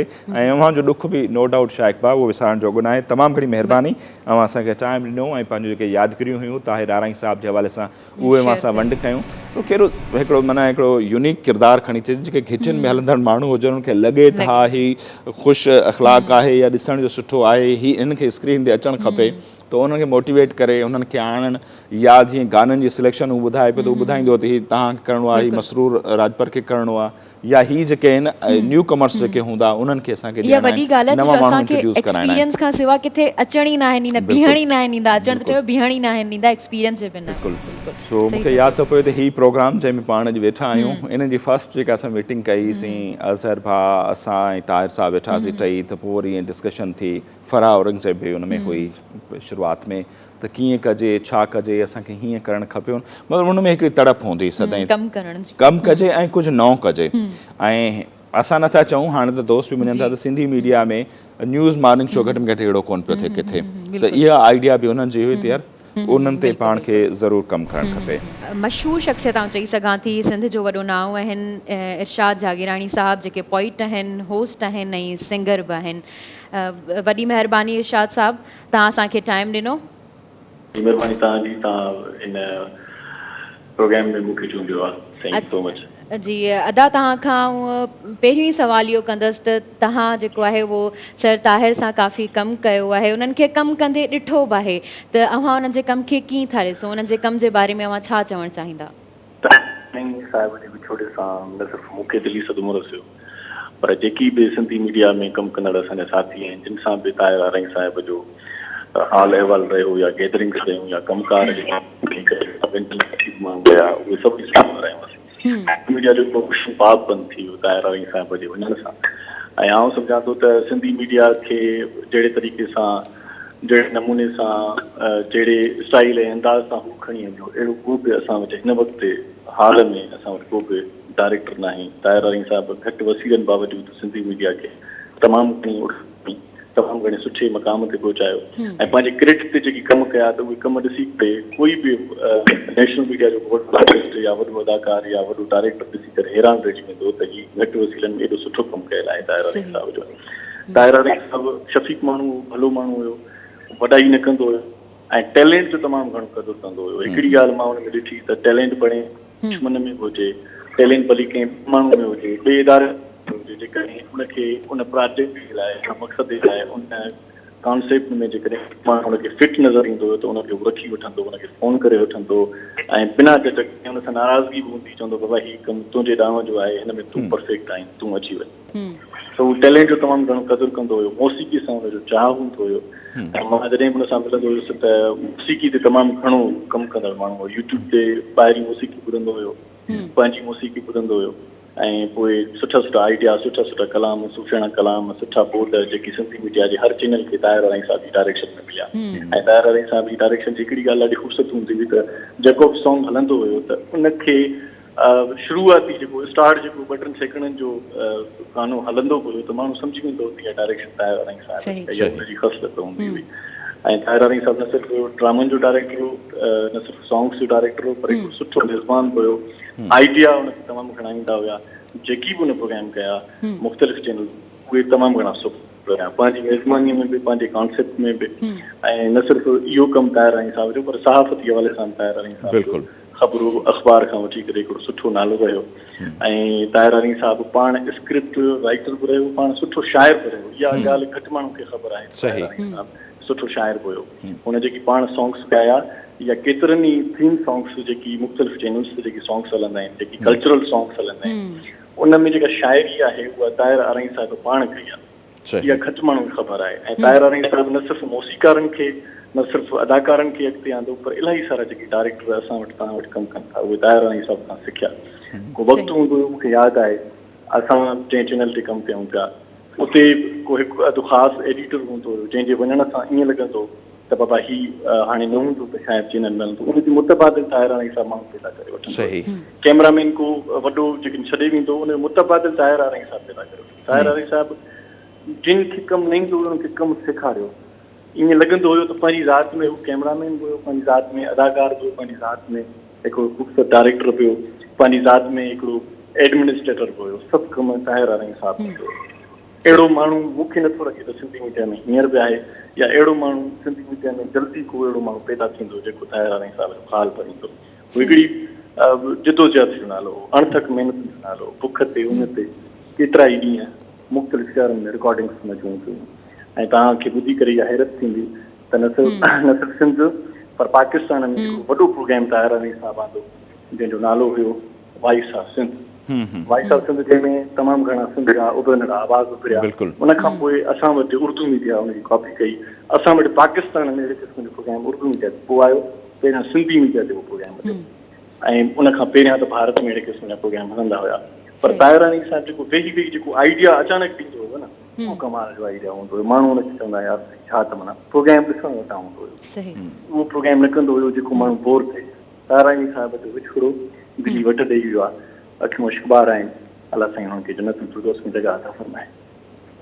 ज़बरदस्त तमामु घणी महिरबानी इरशाद जागरण में टाइम ॾिनो सो शाह जागीरानी जो ॻाल्हियूं ॿुधियूं बिल्कुलु हू हिकिड़ी जुदोजहद जो नाम हो ऐं मुसलसल यूनिकनेस जेका हुई न उहा हुनजी सुञाणप हुई त हू को बि कमु कंदो हो त हुन में संदसि हर मुमकिन कोशिशि इहा हूंदी त हीउ कमु डिफरेंट हुजे ॿियनि खां जीअं वाइस ऑफ सिंध जो हुननि ज़िक्र कयो या खोड़ सारा अहिड़ा ड्रामा गाना टेलीफिल्म जेके हुननि ॾिनो या इवन जेके पाण हुननि प्रोग्राम कया उन में वेही जॾहिं ॾिसंदुसि हू सुवाल जेके जहिड़े क़िस्म जा कंदो हो माण्हुनि खां उहो आम जेको हिकिड़ो डायरेक्टर हुजे खणी उहो वरी हिकिड़ो सुठो सिंगर बि हुजे शाइर बि हुजे डायरेक्टर बि हुजे स्क्रिप्ट एडिटर बि हुजे सुठो होस्ट बि हुजे सो इहे क्वालिटीज़ वाक़ई घटि माण्हुनि में हूंदियूं आहिनि जेके ताहिर आराई साहब में हुयूं ऐं नो डाउट जो खाल भरिजी बि नथो सघे कॾहिं ऐं माज़ी में जेके हाणे ॾिसो ॻाल्हियूं रहिजी थी वञनि हाणे त असीं सही था चओ ऐं असां सिर्फ़ु ॻाल्हियूं ई करे सघूं था ॻाल्हियूं रहिजी वेंदियूं आहिनि आख़िर में तॾहिं चवंदा आहिनि लाइफ इज़ सो अनसर्टेन असांखे ज़िंदगी जी ख़बर नाहे हूंदी अॼु असां तव्हांजे अॻियां आहियूं छा ख़बर असां सुभाणे छा कुझु पलनि में असां ख़तमु थी वञूं तॾहिं असां पंहिंजे बिहेवियर खे सुठो रखूं असां सभिनी सां सुठो हलूं जेको झेड़ो झगड़ो उहो त हलंदो रहंदो आहे हर किथे असां विढ़ंदा रहंदा आहियूं पर उनखे उन टाइम ते ख़तमु करे छॾण जी त सबा बि ॻाल्हि कई ऐं जेके बि असांजा महिमान उन्हनि सभिनी इहा ॻाल्हि कई त सर ताहिर आराई में इहा क्वालिटी हुई त मूंखे लॻे थो असां सभिनी खे इहा क्वालिटी असां में हुजणु खपे ताकी असां उन्हनि शयुनि खे ख़तमु करे छॾियूं ज़िंदगी जी का ख़बर न आहे केतिरा ॾींहं असां आहियूं जेतिरा ॾींहं आहियूं जियो और जीने दो इन फॉर्मूले ते हलंदासीं त मुंहिंजे ख़्याल सां असां ख़ुशगवार ज़िंदगी गुज़ारे सघूं था बहरहाल हाणे ब्रेक जो टाइम थी वियो आहे त जी नाज़रीन असां हलूं था शॉर्ट ब्रेक जी तरफ़ असां सां गॾु रहिजो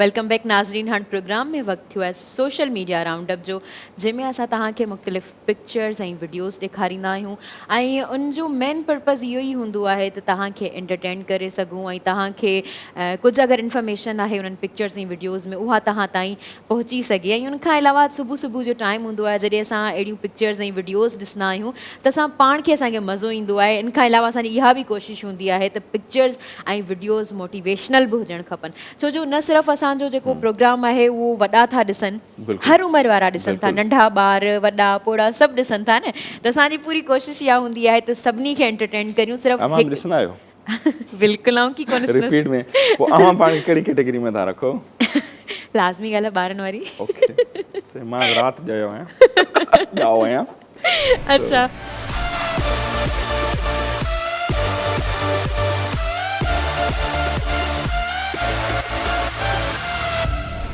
पहिरीं पिक्चर जेका आहे उहा मूं वटि आहे पिक्चर ऐं उहा जेका पिक्चर आहे उहा तमामु ख़ूबसूरत पिक्चर आहे तव्हांखे स्क्रीन ते नज़र अची रही हूंदी त हिकिड़ो ॿारु जेको आहे उहो फीडर पाण बि पीए पियो ऐं ॿकरी खे बि प्यारे पियो त मतिलबु असां जॾहिं इहा शइ ॾिसंदा आहियूं त असांखे इहो महसूसु थींदो आहे त ॿारु जेको हूंदो आहे उहो केॾो न इनोसेंट आहे उन्हनि जूं नियतूं साफ़ु हूंदियूं आहिनि उन्हनि जा इरादा जेके हूंदा आहिनि उहे मज़बूत हूंदा आहिनि असल में तव्हांखे ख़बर आहे छा हूंदो आहे नसीर असां जॾहिं ॿार पैदा थींदा आहियूं न असांखे कुझु बि ख़बर नाहे हूंदी हिकिड़ो कोरो कागज़ नाहे हूंदो जीअं असां वटि असां जीअं उनखे लिखंदासीं उहा शइ उन ते लिखबी वेंदी ईअं ई हिकु ॿारु हूंदो आहे ॿार खे का ख़बर नाहे हूंदी असां उनखे जीअं ठाहींदासीं मेक ओवर कंदासीं उहो ईअं ठहंदो वेंदो त असां नंढे हूंदे जॾहिं ॿारनि खे सुठी तरबियत ॾींदासीं उन्हनि खे सुठियूं सुठियूं ॻाल्हियूं ॿुधाईंदासीं उन्हनि जे इहा सुठियूं सुठियूं शयूं आणींदासीं त उहे असांखे ओड़ी ई रिज़ल्ट ॾींदा ऐं जॾहिं फस्ट ईयर में हुअसि मुंहिंजो हिकिड़ो टीचर चवंदो हो त पेरेंट्स जी जेका आहे अक्सर शिकायत हूंदी आहे त असांजा ॿार नालाइक़ आहिनि असांजा ॿार कमु नथा कनि ब्ला ब्ला अहिड़े क़िस्म जूं काफ़ी शिकायतूं हूंदियूं आहिनि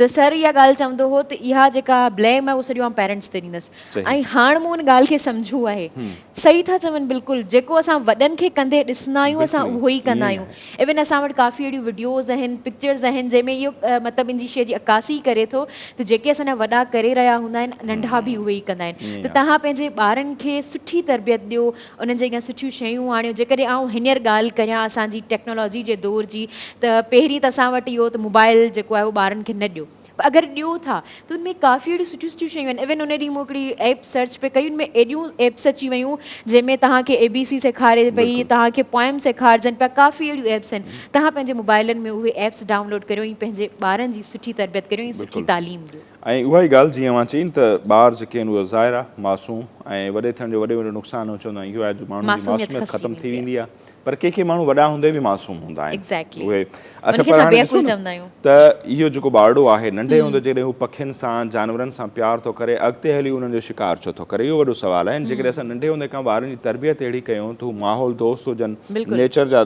दोस्त हुजनि हू पखियुनि जा जानवरनि जा दोस्त हुजनि ऐं ईअं आहे यूरोप में ॾिसो न को अहिड़ो घर हुजे जंहिंमें पेट्स जेके आहिनि उहे पालियल न हुजनि पखी जानवर मस्त उहा ई आहे ॻाल्हि न, असां तरबियत उहो ईअं जीअं कयल बार बार चवंदा आहिनि असां कुतो हिकिड़ो घिटी वीचारो वेठो आहे हरू भरू हुनखे पथर हणंदा न चाहींदे मोटरसाइकिल वारे जी कोशिशि हुनजे पुछ ते चाढ़ियूं ईंदो वॉट इज़ दिस मन छो हू पंहिंजे सुतो पियो आहे गर्मियुनि जो महीनो आहे तव्हां हुनखे पाणी त कोन था ॾियो पर पथर न ईंदा चइजो सो इन ते असांखे ज़रूरु सोचणु खपे ऐं बार बार असीं इहो चवंदा आहियूं त हीअ बि उन ई मालिक ख़ालिक ख़लकिया आहिनि जंहिं अव्हांखे ख़लकियो आहे हीअ बि उनजी मख़लूक आहे उनखे न ईज़ायो तव्हांजो मालिक थी सघे थो तव्हां सां नाराज़ न थी वञो सो अव्हां इहा तस्वीर ॾेखारी सो आउं बि पोइ अहिड़ी का तस्वीर ॾेखारियां थो हीअ ज़बरदस्त हिकिड़ी तस्वीर आहे हिकिड़ो हमराह आहे उन जे कंध ते जेके आहिनि ॿ जेके ढगा आहिनि न उहे एॾे प्यार सां पंहिंजो कंधु रखियूं वेठा आहिनि जीअं खणी चइजे त पंहिंजे महबूब सां जॾहिं माण्हू मिलंदो आहे या जॾहिं प्यारे सां माण्हू मिलंदो आहे त ईअं ई हा ॿचनि सां मिलंदो आहे त ईअं ई उनखे भाकुर पाईंदो आहे ऐं ईअं ई जेके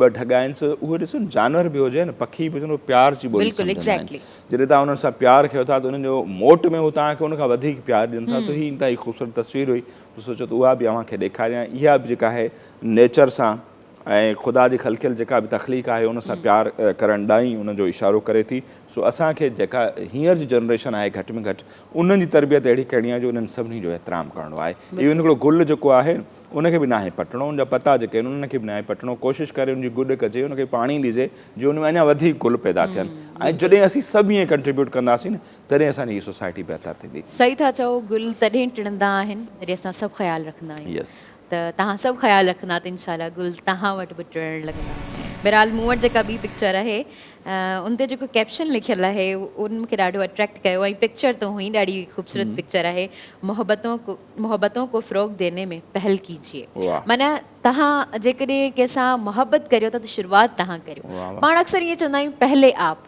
पहले आप उहा शइ न हुजणु खपे तव्हां शुरूआति कयो तव्हां खां उहा शइ शुरूआति थींदी त उहो मुंहिंजे ख़्याल सां अॻे वारे माण्हू ते बि इफेक्ट कंदी असां वटि ईअं हूंदो आहे त जेकॾहिं को शुरूआति कंदो आहे उनखे निग्लेक्ट कयो वेंदो आहे पर इहे करणु न खपे जेकॾहिं मोहबत जी शुरूआति केरु करे थो त उहो मतिलबु हिकिड़ो नेचुरल हा ॿियो नेचुरल हिकिड़ो फीलिंग्स हूंदी आहे जेका असां सभिनी में आयल आहे तव्हां आउं जेकॾहिं ॻाल्हि करियां त असां जेकॾहिं ह्यूमन बींग्स थिया आहियूं उहो कंहिं वजह सां थिया आहियूं फीलिंग्स जी वजह सां असां वटि जेको हिकिड़ी हा अहसास जी वजह सां असांजे जेको हिकिड़ो ही वारो पार्ट आहे इनमें फीलिंग्स हूंदी आहे जेकॾहिं असांजी उहा फीलिंग्स न रहंदियूं उहे प्यार न रहंदो त मुंहिंजे ख़्याल सां असां इंसान न सॾाइबासीं ऐं इन पिक्चर में इहो ॾेखारियो वञे पियो त हू जेको आहे मथे की फ्लोर वारे घर में रहनि था उनमें हू हिकु ॿिए खे चांहि वग़ैरह ॾेई रहिया आहिनि नाश्तो वग़ैरह ॾेई रहिया आहिनि ऐं इन में हिकु असांखे ॿियो सबक़ बि मिले थो पंहिंजे पाड़ेसरनि जो ख़्यालु रखो अच्छा जंहिं ते हुज़ूर सल्लल्लाहु अलैहि वसल्लम बि तमामु घणो ज़ोर ॾिनो आहे त पंहिंजे पाड़ेसरनि जो ख़्यालु रखो पहिरीं घर वारा उनखां पोइ पाड़े वारनि जो ख़्यालु रखो इवन रिश्तेदारनि जो बि जेको आहे उहो पोइ हक़ थिए थो पहिरीं पाड़ेसरनि जो पहिरें ॾाढो ख़्यालु कंदी आहे मुंहिंजो रियली चांहि सुबुह जो मग पंहिंजे लाइ खणी ईंदी आहे पाण न पीअंदी आहे मुंहिंजे लाइ खणी ईंदी आहे thank you so much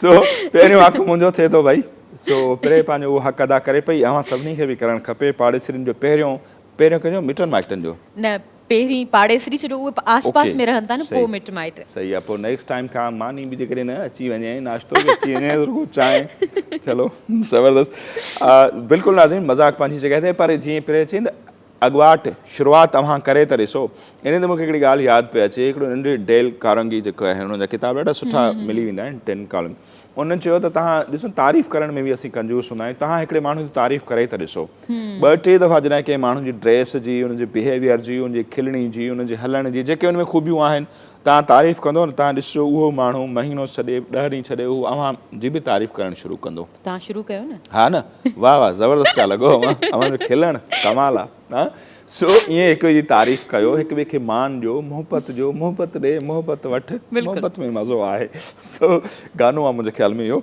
so ज़बरदस्त ऐं मूं वटि जेका हिकिड़ी तस्वीर आहे सो थर में बारिशूं थियूं आहिनि तमामु घणियूं ऐं ज़ाहिर आहे जॾहिं थर में बारिश थींदी आहे त त मज़ो ई मज़ो हूंदो आहे। खोड़ माण्हू घुमण जे लाइ बि वेंदा आहिनि ऐं उते जेके मौसम जे हवाले सां जेके सब्जियूं आहिनि, फ्रूट आहिनि, उहे बि जेके आहिनि उते आम जाम थींदा आहिनि। सो उहे अचणु मार्केट में शुरू थी विया आहिनि। पोइ उहे संगरियूं हुजनि, पोइ उहा उतां जी जेका ग्वार हुजे उहा हुजे, उतां जा चिबड़ हुजनि, उतां जा जेके छाया हुजनि कचा कचा, उहे अचणु शुरू थी विया आहिनि। सो उहा तस्वीर तव्हांखे ॾेखारियां थो। जेके बि थर पार्कर सां तालुक़ु रखनि था सो उन्हनि खे हीअ तस्वीर जेका आहे सो ॾाढी अट्रैक्ट बि कंदी ऐं उन घणा खुंबियूं उहे बि आम जाम हाणे बारिशुनि खां पोइ मिलनि पियूं थियूं। सो माण्हू ऑर्डर करे घुराईंदा बि आहिनि। इवन जेके कराची, हैदराबाद ॿियनि शहरनि में रहनि था उहे बि। सो ख़ासि तौर ते लाड़ वारी जेका पटी आहे उन्हनि खे इन तस्वीर जी अहमियत जो अंदाज़ो हूंदो। खाधनि जो हिकिड़े माण्हू मूंखे चयो जेको आउं नथो चई सघां हिते, त हुनजो हीअ सभु माण्हुनि जे लाइ आहे। मूं चयो यस। सो हर हिसो जेको आहे न उन जूं पंहिंजियूं शयूं आहिनि, उन जो हिकिड़ो पंहिंजो मज़ो आहे। जीअं हर मौसम जो पंहिंजो मज़ो हूंदो आहे। सो असां सभिनी खे उन शयुनि जी रिस्पेक्ट बि करणु खपे, उनखे मान ॾियणु खपे। ऐं जेके सीज़नल फ्रूट्स आहिनि या भाॼियूं आहिनि उन्हनि जो इस्तेमालु करणु खपे। असांजी सिहत ते बि इन जो वॾो असरु थींदो आहे जॾहिं असां उहे सीज़नल शयूं खाईंदा आहियूं। इहा ॿी ॻाल्हि आहे त असां अञा ताईं अंब हलनि पिया। अच्छा, ऐं उन्हनि में उहो टेस्ट कोन्हे हाणे। हा, सिंधड़ी त सिंधड़ी आहे न, सिंधड़ी त ख़तम थी वियो आहे हाणे। सिंधड़ी लंगड़ो, हा। अच्छा, बहरहाल जेका मूं वटि हिकिड़ी वीडियो आहे उहा तव्हां मॉर्निंग जो टाइम आहे त मूं सोचियो तव्हांखे ॾेखारे वठां। स्पेशली जेको मॉर्निंग में योगा कनि था ऐं जेके मॉर्निंग में एक्सरसाइज कनि था, वॉक कनि था, उन्हनि लाइ हिकु टकर आहे त ही जेको भोलड़ो आहे, मंकी आहे, बांदर जेको आहे उन लिखियलु आहे त इन लाइ केरु आहे टकर ॾियण वारो। अगरि तव्हां मां केरु टकर ॾियण वारो हुजे त प्लीज़ असांखे वीडियो ॾिजो, असां उहा वीडियो ज़रूरु हलाईंदासीं तव्हांजी। तव्हां टकर ॾिनो आहे। बहरहाल इन वीडियो में जेको मंकी आहे उहो सिटअप्स बि करे पियो, माशाल्लाह पुशअप्स बि करे पियो। पुशअप्स जेके हूंदा आहिनि उहे वरी बि ईज़ी हूंदा आहिनि, सिटअप्स करण लाइ मुश्किल हूंदा आहिनि, पर माशाल्लाह सां एतिरो मतिलबु हू मज़े सां करे पियो, फ्लैक्सिबिलिटी करे पियो, तीअं लॻे ईअं पियो त जहिड़ो कर हुनजे अंदरि एॾी फ्लैक्सिबिलिटी आहे। त असांखे घुरिजे, असांखे बि माण्हुनि खे ईअं करणु खपे, छो जो इन सां असां पाण बि तंदुरुस्त रहंदा आहियूं। जॾहिं असां एक्सरसाइज़ वॉक वग़ैरह कंदा आहियूं उन सां असां पाण बि तंदुरुस्त रहंदा आहियूं, असांजो मूड बि सुठो रहंदो आहे। ज़बरदस्त ऐं काफ़ी ज़बरदस्त वीडियो आहे ऐं ख़ासि तौर ते असां सभिनी जे लाइ इहो चैलेंज आहे, ख़ासि तौर ते जेके नौजवान आहिनि उन्हनि जे लाइ। टे अवां ज़िक्र कयो पिया ऐं पाण बि कयोसीं, सुबुह सुबुह जो पहर आहे, चांहि जो ज़िक्र कयोसीं। सो चांहि ते हिकिड़ी ज़बरदस्त वीडियो आई आहे ऐं वीडियो इनखे बि ज़बरदस्त आहे। हिकिड़ो त सुबुह जो पहर आहे, जेके बि दोस्त हीअं नाश्तो कंदा हूंदा पंहिंजनि घरनि में, पाण खे ॾिसंदा हूंदा, या होटलुनि ते वॾे तादाद में जेके बैचलर्स आहिनि या मुख़्तलिफ़ जेके माण्हू सफ़र में हूंदा आहिनि, ऑफिसनि में, उहे कंदा हूंदा। सो नाश्ते में ज़रूरी आहे त चांहि न हुजे त नाश्तो कहिड़ो न, पराठो, चांहि, अंडो, छोला। अवां नथा पियो, पर हिन हमरा ज़बरदस्त अंदाज़ सां चांहि जे हक़ में हिकिड़ो गानो ॻायो आहे। पर भले न ॿुधे, असां ॿुधंदासीं, अवां खे ॿुधाईंदासीं। सो हमरा चए थो त सूर घटिजे थो मथे जो चांहि सां, आ केॾो मज़ो चांहि सां। सो हाणे आउं त नथो ॻाए सघां उहे जीअं सुर में हुननि ॻायो आहे, कोपनि जो ज़िक्र कयो आहे, बाटलो जंहिंमें चांहि ठहंदी आहे उनजो उन्हनि कीअं ज़िक्र कयो आहे। ज़बरदस्त अंदाज़ सां उन्हनि ॻायो आहे त सूर घटिजे थो मथे जो चांहि सां। अचो त हीउ गानो ॿुधूं। सूर घटिजे थो मथे जो चांहि सां, कोप जो कड़को ॿुधी दिल थी ठरे, कोप जो कड़को ॿुधी दिल थी ठरे, बाटलो भरजी मिले,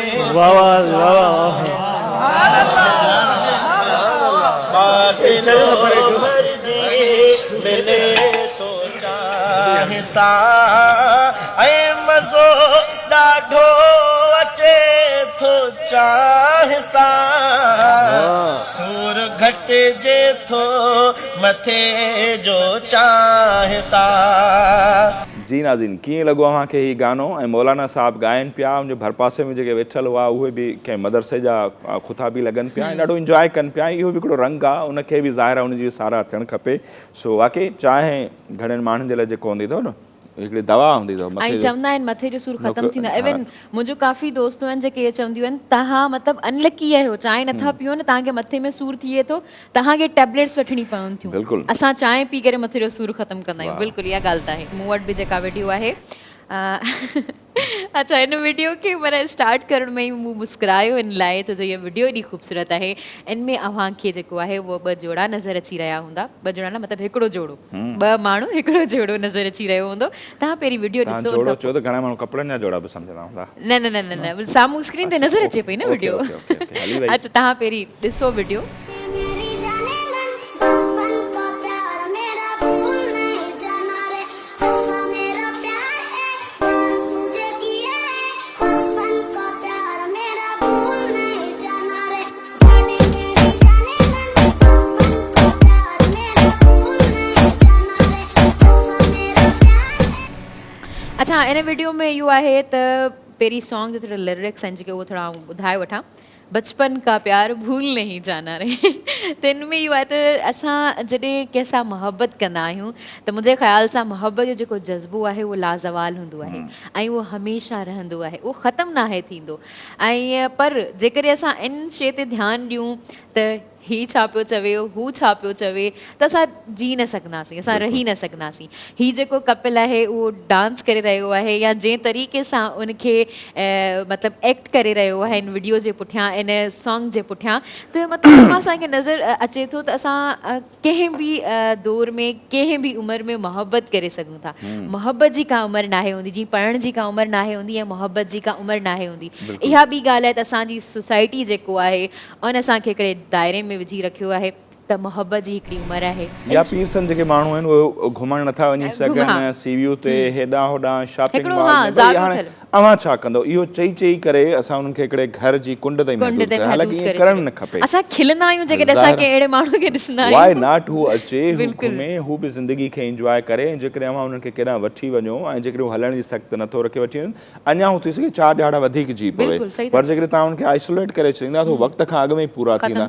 पर असांजी सोसाइटी जेको माइंड सेट आहे त जॾहिं माण्हू 50 खां टपे थो त उनखे इहो गिणायो वेंदो आहे त हाणे ही कपिड़ा तोखे सूट कोन कंदा ही जूतो तोखे सूट कोन थो करे इहा गाॾी तोखे सूट कोन थी करे माना इनखे चई चई करे असांजी माइंड हालांकि दुनिया में ईअं कोन्हे पर हीअ जेका वीडियो आहे ज़बरदस्त आहे इन सां हिकिड़ो जोश जज़्बो पैदा थिए थो ऐं ख़ासि तौर ते मोहबत जी ॻाल्हि थिए पई त सचल साईं बि चयो त सचल इश्क ॿुढा न थी वे थोड़ी चिचड़ी होवे ॾाढी सो ही बि उन ॻाल्हि ॾांहुं हिकिड़ो इशारो करे थो ज़बरदस्त वीडियो आहे ऐं माण्हू जेसि ताईं ज़िंदा आहे हर पल खे इंजॉय करणु खपे ऐं कॾहिं बि मायूस न थियणु खपे ऐं जेके बि पल अव्हांखे मिलिया आहिनि उन्हनि खे ज़बरदस्त अंदाज़ सां गुज़ारियो ख़ुशी ख़ुशी सां असीं आया आहियूं वञणा हूअं ई आहियूं जॾहिं असीं वञूं त उहे पल बि असांजा यादगार हुजणु खपनि आइसोलेशन में न हुजणु खपे सो ही वीडियोज़ ऐं ही तस्वीरूं अवां ॾिठियूं ही सेगमेंट अव्हांखे यकीनन पसंदि आयो हूंदो ऐं खोड़ दोस्त जेके फीडबैक ॾींदा आहिनि उन्हनि खे ही सेगमेंट काफ़ी वणंदो बि आहे ऐं असीं उन्हनि खे बार बार इहा बि रिक्वेस्ट कंदा आहियूं त अव्हां बि तस्वीरूं या वीडियोज़ जेके आहिनि असांजे फेसबुक पेज ते या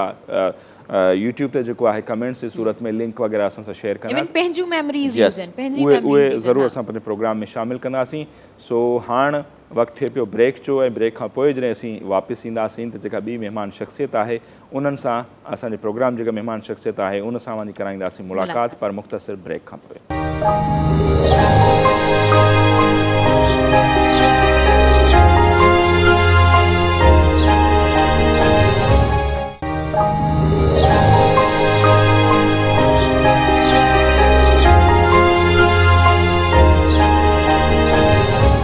वेलकम बैक नाज़रीन अॼु जेका महिमान शख़्सियत सां गॾु मौजूदु आहे बेशक उन्हनि जो वॾो नालो आहे जेकॾहिं आउं डिज़ाइनिंग जी फील्ड में ॻाल्हि करियां त उन्हनि जो पंहिंजो SK ब्रांड आहे उनखां अलावा उन्हनि खे काफ़ी ज़्यादा अवॉर्ड्स मिली चुका आहिनि असीं तव्हांखे अवॉर्ड जो नालो ॿुधाईंदसि त तव्हांखे मज़ो ईंदो ॾाढो मलकाए आलिया जो अवॉर्ड मिली चुको आहे डिज़ाइनिंग जी फील्ड में ऐं उनखां अलावा हू जेके आहिनि उहो बेस्ट लाइव सेशन कंडक्टर बि आहिनि उन सां मतिलबु डिज़ाइनिंग सां गॾु कम्युनिकेशन स्किल बि सुठा आहिनि छो जो लाइव सेशन करणु मुश्किल ॻाल्हि हूंदी आहे माण्हू जेके रिकॉर्डेड ई मुश्किल हूंदो आहे त लाइव वधीक मुश्किल हूंदो आहे त माना उन्हनि जी जेका टॉकिंग पावर आहे उहा बि तमामु बहितरीनु आहे ऐं उनखां अलावा हुननि जी जेका फस्ट एग्ज़िबिशन थी हुई उहा दुबई में थी हुई उनखां अलावा हाणे जेको आहे उहे 5 स्टार्स ऐं 4 स्टार्स जेके कराची जूं होटल्स आहिनि उन्हनि में बि एग्ज़िबिशन कंदियूं रहंदियूं आहिनि असां सां गॾु मौजूदु आहिनि शुमाइला ख़ान अस्सलाम वालेकुम। वालेकुम अस्सलाम। कैसी हैं आप? अल्हम्दुलिल्लाह।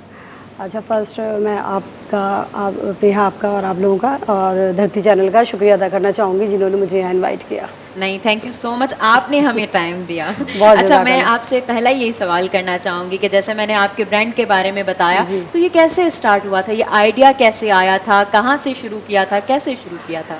अच्छा, मैं आपको स्टार्टिंग बताती हूँ जी, कि जी, पहले प्लीज़। तो ये मैंने कोई ब्रांड से नहीं शुरू किया। अच्छा। मैंने घर से एक छोटा सा, बस ऐसी बोर होती थी, बच्चियाँ मेरी माशाल्लाह बड़ी हो गए हैं बच्चे, तो फिर घर में सोचा क्या करें। मैंने ऐसी छोटे से अमाउंट से स्टार्ट लिया, और कुछ मैं लोगों को देखती थी लाइव सेशन करते हैं, मैं मीडिया पे तो आजकल आप सब कुछ देख रहे हैं, मैं भी देखती थी, तो मुझे भी ये हुआ कि चलो मैं भी कुछ करती हूँ। जब कुछ करती हूँ तो मैंने छोटे से अमाउंट से थोड़े से फैब्रिक से ही स्टार्ट लिया और लाइव सेशन करना शुरू कर दिया। अच्छा, लाइव जब मैंने शुरू किया तो मुझे नहीं पता था कि मैं लाइव स्टार्ट भी कैसे लूँगी ना, कैसे बोलूँगी, क्या करूँगी, मगर कुछ चीज़ें खुद ब खुद होती जाती हैं और वो होता गया।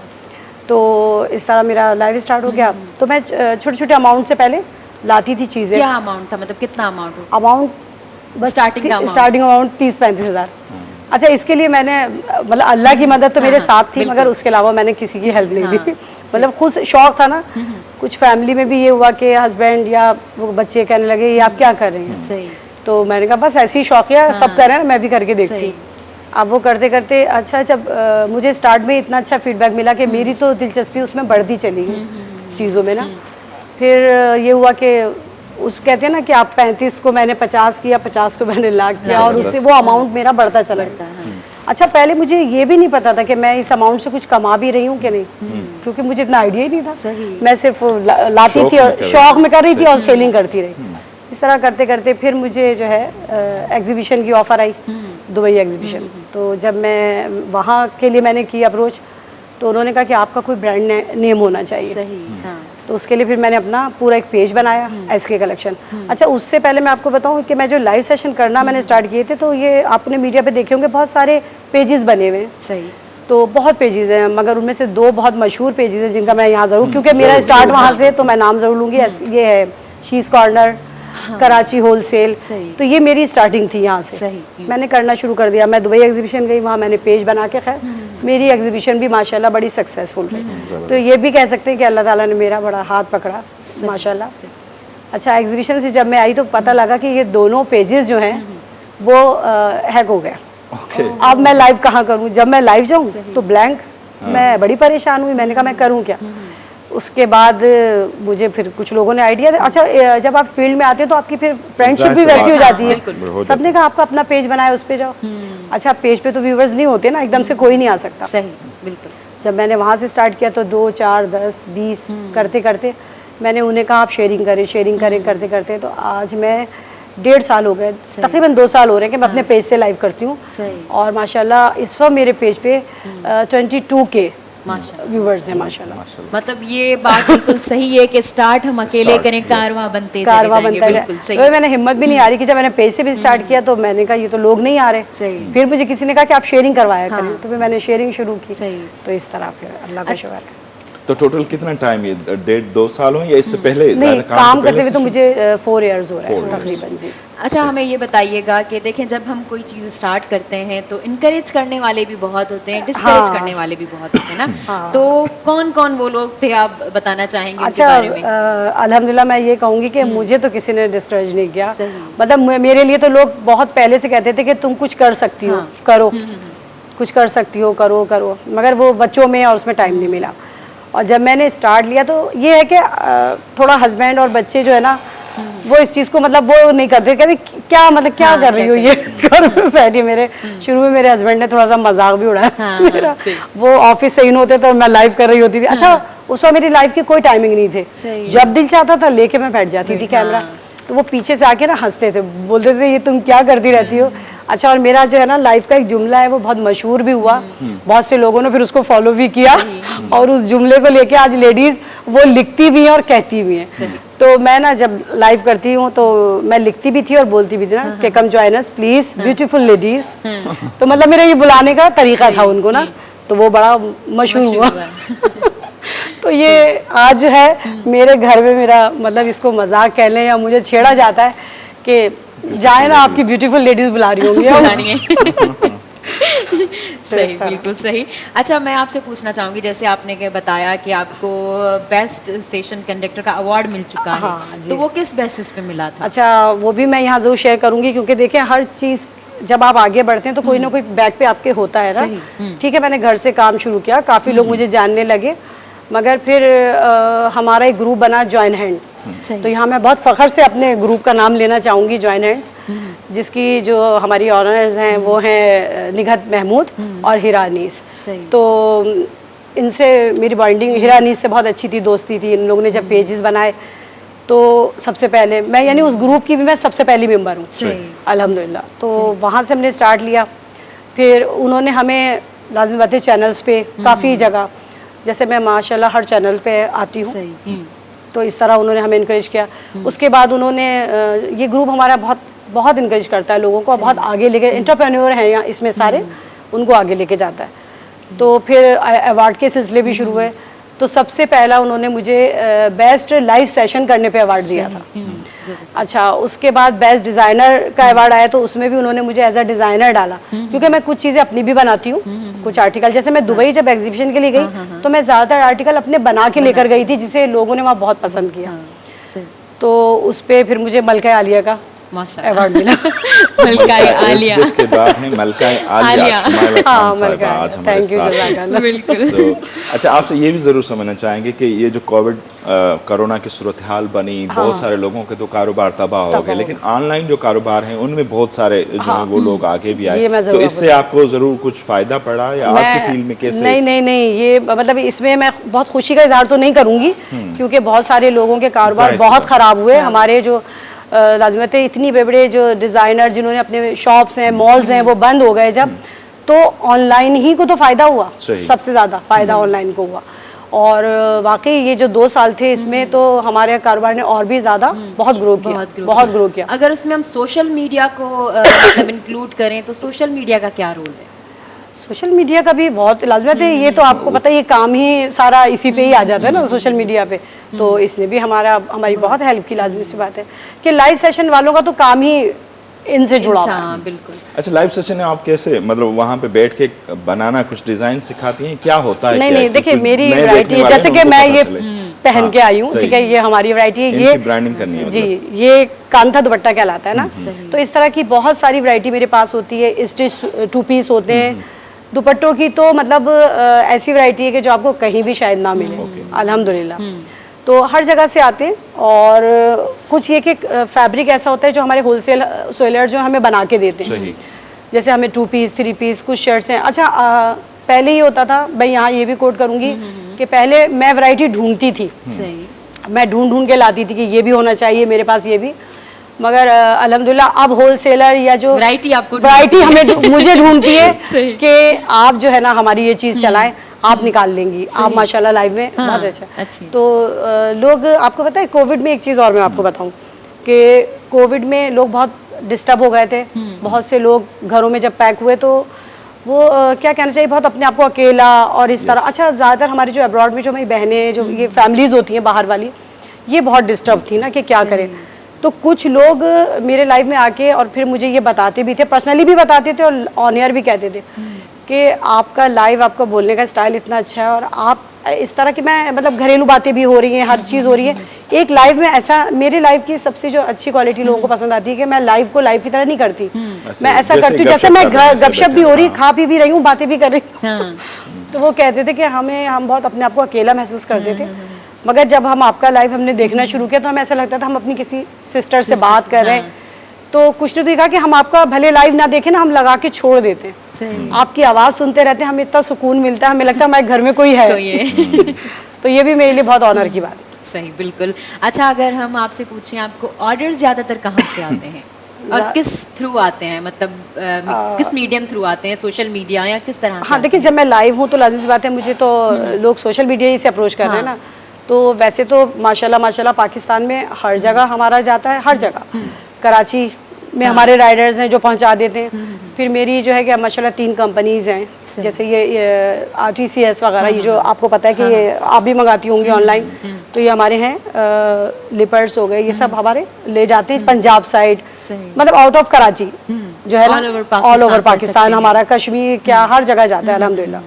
अच्छा, उसके अलावा अब तो माशाल्लाह मेरे बाहर के कस्टमर बहुत हैं। हाँ, यूके यूएसए हर मतलब माशाल्लाह किस कंट्री नहीं जाता अल्हम्दुलिल्लाह हमारा माल। उसके लिए हम DHL के थ्रू जैसे हमारे होते हैं बैग्स होते, हाँ, पूरे वो बन के जाते हैं बॉक्सेस ना। अच्छा, गुफ्तगू जारी रहंदी पर हाँ, बिल्कुल, टाइम थियो आहे break। ब्रेक जो इन्हा न वञो, असां सां गॾु रहिजो।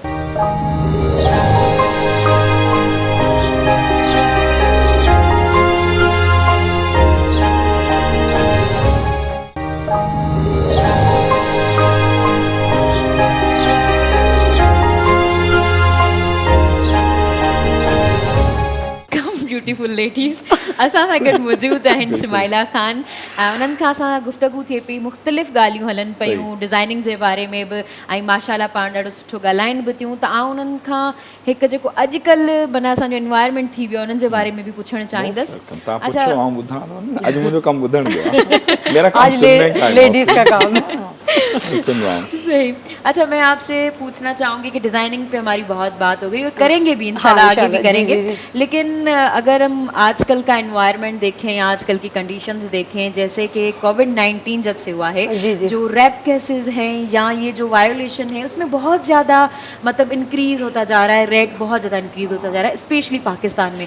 आप इसे कैसे देखती हैं, क्या वजूहत है As a behind social this? activist। हाँ, देखिए वही बात है कि जिस कदर मीडिया मतलब हम लोग मीडिया के दौर में आ गए ना, हर चीज़ बच्चे मतलब अब तो ये मेरे ख्याल से हर माँ की परेशानी है कि हर बच्चे के हाथ में मोबाइल है, आप ले नहीं सकते, चाहे वो मेरे हों आपके हों किसी के भी हों। सही। तो मतलब बच्चे के हाथ में मोबाइल है, हर चीज़ जो है ना वो एक कहते हैं ना खुली हुई है। हमारे दौर में ऐसा नहीं था, हमें बहुत सी चीज़ें मालूम ही नहीं थी, मालूमात ही नहीं थी। एक मेरे ख्याल से मैं शेयर करूँ यहाँ पे, वो आया था VCP उस दौर में, जब हमारे दौर में तो वो भी लॉक में होता था, है ना, हम बहुत सारी चीज़ें नहीं जान पाते थे मीडिया की। अच्छा, फिर ये कि हर चीज़ इतनी ओपन हो चुकी है और दूसरे ये कि कुछ इस चीज़ में मैं कहूँगी कुछ जहालत और अनपढ़ लोगों का ज़्यादा हाथ है, जो जहाँ तक अभी तक मैंने ये हिस्ट्री देखी है कि इसमें भी देखें, अगर आप देखें ये केसेस कराची में, मैं नाम ले सकती हूँ, जी जी बिल्कुल, कि कराची में आप देखिएगा ऐसे केसेस नहीं होते हैं, ठीक है ना। हमारे कराची में लाजमी बात है, हमारी जर्नी, हमारे लोग माशाल्लाह पढ़े लिखे, मगर अगर आप यही चीज़ गांव साइड पे चले जाएं, जहाँ पे ये पंजाब साइड, और वहाँ पे मैंने जो अभी तक, अच्छा ये चीज़ मैंने अपने लाइव में भी बोली है, मैं यहाँ भी बोल रही हूँ, लाइव में बोली कि पंजाब साइड में बहुत हो रहा है ये, सही। तो आप समझ सकती होंगी कि वहाँ क्या हालात हैं, वही कि आपकी तालीम की कमी है ना, सही। और उन्हें कुछ और तो नॉलेज ही नहीं है। तो बस आप क्या कह सकते हैं, बस यही कि आप, ये दौर ऐसा आ गया कि हमारे दौर में हम बहुत महफूज थे, मगर इस दौर में हमारे बच्चे महफूज नहीं। सही, बिल्कुल सही ॻाल्हि कोट कई आहे त मेजर जेको इशू आहे उहो एजुकेशन जो आहे, असांखे नॉलेज ना आहे, तरबियत ना आहे सुठी, असांखे कीअं औरत खे मतिलबु असां हुन सां बिहेव करियूं, इवन औरत न, अॼुकल्ह त मर्दनि सां बि इहो थी रहियो आहे, ट्रांसजेंडर सां बि थी रहियो आहे, त असां हिक ॿिए सां कीअं ॻाल्हायूं, इन में जी असां स्टार्टिंग में प्रोग्राम जे में ॻाल्हायो हो त असांजी तरबियत जो वॾो असरु थींदो आहे। जॾहिं तरबियत सुठी हूंदी आहे, माइट जॾहिं ॿार खे शुरू खां ई इहो सेखारीनि त ॿिली खे ढकणी हटाइणो न आहे, अगरि वेठी आहे त खीर ॾियणो आहे, असांखे असां में की कंदा आहिनि, वेठी आहे मिसकिन या खिलखिलोड़ी बीठी आहे, मतिलबु हुते वण वग़ैरह ते वेठल आहे, उनखे हणी पत्थर भॼाए छॾींदा आहिनि। अच्छा मैडम शुमाइला खां, मैं आपसे ये भी समझना चाहूँगा कि बहुत सारी ख़वातीन हमें देख रही होंगी, उनके जहन में एक सवाल ये भी होता है, जो खासतौर पर ब्रांडेड जो भी होते हैं वो कपड़े बहुत महंगे होते हैं, तो कोई भी चीज़ हो, या इसमें कितनी रियलिटी है और आपकी जो चीज़ें हैं वो कितनी है, उनकी स्टार्टिंग कीमत कितनी होगी और ज़्यादा से ज़्यादा कितनी आम लोग अफोर्ड कर सकते हैं? आपने बहुत अच्छा सवाल किया और इसका जवाब मैं ज़रूर दूंगी कि ब्रांड तो लाजमी से ब्रांड है, जब किसी भी चीज़ पे ना ब्रांड का टैग लग जाता है। अच्छा, यहाँ पे लेडीज़ बहुत ब्रांड लवर है, मैं खुद हूँ, मैं खुद भी हूँ, कहीं मुझे वो हो तो मुझे कोशिश होती है कि मैं ब्रांड ले लूँ, जबकि मैं खुद ये काम कर रही हूँ। मगर अब जब मैं कंपेयर करती हूँ अपनी चीज़ों को, जो मेरे पास, अच्छा काम करने के बाद फैब्रिक का तजुर्बा हर औरत को होता है, मगर काम करने के बाद मुझे बहुत ज़्यादा हुआ कि मैं हाथ में लेके बता दूं कि ये क्या चीज़ है ना, तो ब्रांड भी पहनते हैं हम। अब जब ब्रांड पे टैग लगा होता है, वही कुर्तीज़ 5000 6000 की आपको नॉर्मल सी, बिल्कुल, और आप ये यकीन करें कि जो मेरे पास आती हैं चीज़ें, जो हमारे होलसेलर हमें बना के देते हैं, वो कुर्तीज़ मतलब मेरी स्टार्टिंग 1650, 1500, 1250, बहुत तो 1850, 2000 अच्छा बहुत अगर हमारा बहुत ज़्यादा आर्टिकल कहते हैं, हम उसे कहते हैं उधम आर्टिकल आया आज तो वो हमारा जाता है 3000 3500 बस, इससे ज़्यादा इनफ होता है। अगर वो 3500 का आर्टिकल मैं दे रही हूँ तो वो किसी ब्रांड पे जाके 10,000 से कम का नहीं होगा अगर कोई ब्रांड अपना टैग लगा दे। सही, हाँ ये बात है, ये ब्रांड बात के टैग लगने के तो बाद हमारी कीमत बढ़ चीज़ें जाती है। इसीलिए लेडीज़ जो है हमारे लाइव सेशन देखती हैं, हमसे मंगाती हैं दुपट्टे, एक से एक आपको हर चीज़ मिलेगी, मगर बहुत लिमिटेड, हमारे प्राइस इतने अच्छे होते हैं और हमारा मार्जिन बहुत कम होता है। अच्छा, आप वही चीज़ शॉप पे जाके लेंगे तो वो अपनी हर चीज़ का लेते हैं, हम घर बैठे काम कर रहे हैं तो हम 250-300 मार्जिन पे काम करते हैं, इससे ज़्यादा नहीं लेते। अच्छा, आपसे जैसे गुफ्तगू हो रही है, आपने बहुत दफ़ा दुपट्टों का जिक्र किया हाँ, है, हाँ। तो दुपट्टों में क्या एम्ब्रॉयडरी होती है जो दूसरों से डिफरेंट है, क्या होता है ऐसा? भाई दुपट्टों का मैं इसलिए करती हूँ कि लेडीज़ पसंद भी बहुत करती हैं। अपना दुपट्टा भी दिखा दें। हाँ, मेरा दुपट्टा तो आप देखें। माशाल्लाह, अच्छा, बहुत ही खूबसूरत। इसको हम कहते हैं कांथा ना, कांथा सिल्क। हाँ, हाँ। तो इसमें बहुत वैरायटी, अब एक ये दुपट्टा है ना, इसमें मेरे पास कोई 10 तरह की वैरायटी होगी, 10-20 तरह के डिज़ाइन होंगे, कलर होंगे। इस तरह इंडियन दुपट्टा आजकल आप सुन रही होंगी, बख्तावर दुपट्टे, बख्तावर ने पहने थे, वो शादी में जो पहना था, वो दुपट्टे मेरे पास हैं। सही। तो वो हालांकि कॉस्टली हैं थोड़े, अब हर बंदा उसे अपनी रेंज के हिसाब से सेल कर रहा है। बहुत मशहूर है, रात में उसका लाइव करके आ रही हूँ मैं, तो बड़ा लोगों ने पसंद किया। मतलब मुझे आप अगर दुपट्टों की बात करें तो मतलब लेडीज़ आती है ना लाइव में तो उनकी कोशिश होती है सबसे पहले दुपट्टे देख ले वो, जबकि वैरायटी मेरे पास सब होती है, तो मैं दुपट्टों का लाइव ही अलग करती हूँ क्योंकि एक साथ नहीं दिखा सकती। इसीलिए आपने ज्यादातर जो प्रोडक्शन है वो जैसे गोटा वर्क आप देखती होंगी शादी पे, गोटा वर्क, चुंदरी, हाँ बिल्कुल, चुंदरी तो हमारी मतलब चुंदरी दुपट्टे तो हमारे लाइफ की जान है बिल्कुल। अच्छा, ये काम आपने तो ऐसे इस्तेमाल स्टार्ट किया, किसी से आप मतलब इंस्पायर हुई होंगी कि पहले उसको आपने देखा हो, या बहुत सारी जो लड़कियां खवातीन हमें देख रही हैं, आप उनके लिए क्या बोलेंगी, वो किस तरह स्टार्टअप लें? क्योंकि बड़ा काम ये होता है कि एक कदम हाँ। देखिए, मैं ये कहूँगी कि मतलब इसमें मुझे कहने पे वो नहीं कि मैंने किसी को देख के, हाँ मीडिया पे जो लेडीज़ कर रही थी, मेरे अपनी फैमिली में, मेरे अपने ख़ानदान में, मेरे इर्द गिर्द कोई नहीं करता था, तो अपनी फैमिली में तो मैंने ही स्टार्ट लिया। हाँ, मीडिया पे ही देख के कि हाँ ये लेडीज़ कर रही हैं, अननोन लेडीज़ को देखा कि अच्छा ये कर रही, चलो मैं भी करती हूँ। तो हाँ, मैं ये ज़रूर फ़ख्र से इस बात पे मैं कहूँगी अल्लाह ताला का शुक्र अदा करते हुए कि मुझे देखते हुए बहुत सारी लेडीज़ ने मुझे फॉलो किया कि लाइव सेशन करना चाहिए जब ये कर रही हैं और इतना अच्छे तरीके से कर रही हैं। और मैं लेडीज़ को ये कहना चाहूँगी कि वो किसी भी चीज़ को ये ना बनाए कि कुछ मेरे पास भी आती हैं लेडीज़ ऐसी कि आपने कैसे स्टार्ट लिया, हाँ हमारे पास तो इतना अमाउंट नहीं है। तो मैं ये समझती हूँ कि अमाउंट, देखिए मैंने भी कोई बिग अमाउंट से, जबकि मुझे अल्हम्दुलिल्लाह मुझे इशू नहीं था, मगर फिर भी मैंने 30-35 हज़ार से शुरू किया। अपनी जो मेरी रेंज थी, एक होता है ना लेडीज़ की अपनी पॉकेट मनी जो होती है, एक अपनी एक सेविंग जो होती है, उससे स्टार्ट लिया और उसी को बढ़ाते हुए मैं अल्हम्दुलिल्लाह आज यहाँ हूँ। तो आप इसको बेस ना बनाएं, आप कम अच्छा आप ये देखिए कि ब्रांड भी, मैं कभी कभी लोग मुझसे जब वो करते हैं मैं ब्रांड भी लाती हूँ, तो ब्रांड भी मैं देख के लाती हूँ, थोड़ा ऐसी रेंज का जो हमारी लेडीज़ के मतलब वो ले सकें, ठीक है ना, उनके रेंज में आ जाए। तो आप भी छोटे से स्टार्ट लें, छोटा सा काम शुरू करें और उसी अमाउंट को, अब पहले आपने ये है कि थोड़े दिन आपने ये नहीं देखना कि हम कितना कमा रहे हैं, क्या रखना है कुछ रोजा, ऐसे ही बोल रहे हैं कि स्टार्ट में हम रोजा भी ना रखें, मगर हम बोलते हैं कि हाँ इनका माना शुरू, हम ये कहते हैं ना बस हमने स्टार्ट लिया है और हम कमाना शुरू करना, तो मैंने ऐसा नहीं किसी बिजनेस में ऐसे नहीं होता, थोड़ा सा तो करना पड़ेगा। बोल रही बार बार जो आपके पेजेस हैं उनके नाम भी बता दें, कुछ लोग ऐसे होंगे ना वो आपको सर्च करेंगे। अब तो मैं तो ये 2 पेजेस का नाम लिया है, अब तो इतने हज़ारों पेज, अच्छा मेरे पेज का नाम है SK collection, SK collection, Facebook पे, हाँ यूट्यूब वगैरह पे भी नहीं है, मगर मैं अभी उसको मतलब मैंने उस पर अभी काम शुरू नहीं किया, बनाया हुआ है मगर उस पर काम नहीं किया। अच्छा, मेरा ना यही माशाल्लाह मेरा यहाँ पे जो लाइव होता है फेसबुक पर वो बहुत इतना ज़्यादा होता है कि मैं लोगों को पिक्स ने, मेरे साथ बहुत सारी रीसेलर जुड़ना चाहती हैं और वो चाहती है कि हम आपके साथ काम करें जी, मगर ये काम जो है ना पिक्स पे भी होते हैं कि हम उन्हें पिक्स दें वो आगे चलाएं, तो मेरे पास इतना भी टाइम नहीं होता कि मैं उन्हें पिक्स दूं कि वो आगे, तो मैं उनसे फिर माजरत कर लेती हूँ। सही, जबरदस्त। जो न्यू कमर्स हैं उनके लिए जाहिर सी बात है कुछ ना कुछ तो कंट्रीब्यूट कर रही होंगी, उनको गाइड करना, हाँ गाइड तो मैं कर देती हूँ, बाज आते हैं उन्हें लाजमी कैमरा शाय भी होते हैं, अच्छा कुछ लोग बोल भी नहीं पाते, असल लाइव सेशन में बोलने का काम होता है, बिल्कुल। और कुछ लोग मुझे यही कहते हैं कि आप इसलिए कामयाब हैं कि आप बोलती बहुत अच्छा है, तो शायद तो मेरे ख्याल में स्टार्ट लेना चाहिए। हाँ बिल्कुल, अगर बिल्कुल ये भी कर सकती हैं, तो देखिए कोई भी कर सकता है इसमें, मैं ये कह रही हूँ ना कोई अमाउंट की वो है, अगर अच्छा अब तो ये भी है कि कुछ लोग आपको उस पर भी दे देते हैं कि आपने अपना आप इसको चलाओ, सेलिंग करो, फिर हमें पे कर देना। अभी कल ही, हालांकि मैं तो अपना काम कर रही हूँ, फिर भी एक रीसेलर मेरे पास आके कहते हैं, कल ही की बात है, उन्होंने कहा हमें आपसे कोई अमाउंट नहीं चाहिए, आप सिर्फ हमारा ये उठा के स्टॉक आप निकालिए, बाद में आप हमें दे देगा। तो मैंने कहा नहीं, मैं अपना चलाती हूँ, मैं ये वाला काम नहीं कर रही, दूसरे के काम नहीं कर रही। हाँ सही, बिल्कुल सही चयो। त असां वटि अमाउंट जी कमी नाहे हूंदी, असां वटि हौसलनि जी कमी हूंदी आहे। जॾहिं असांजा हौसला बुलंद हुजनि, असां कंहिं शइ खे करणु चाहियूं त उन्हनि लाइ ॾाढी इनकरेजिंग ॻाल्हि आहे।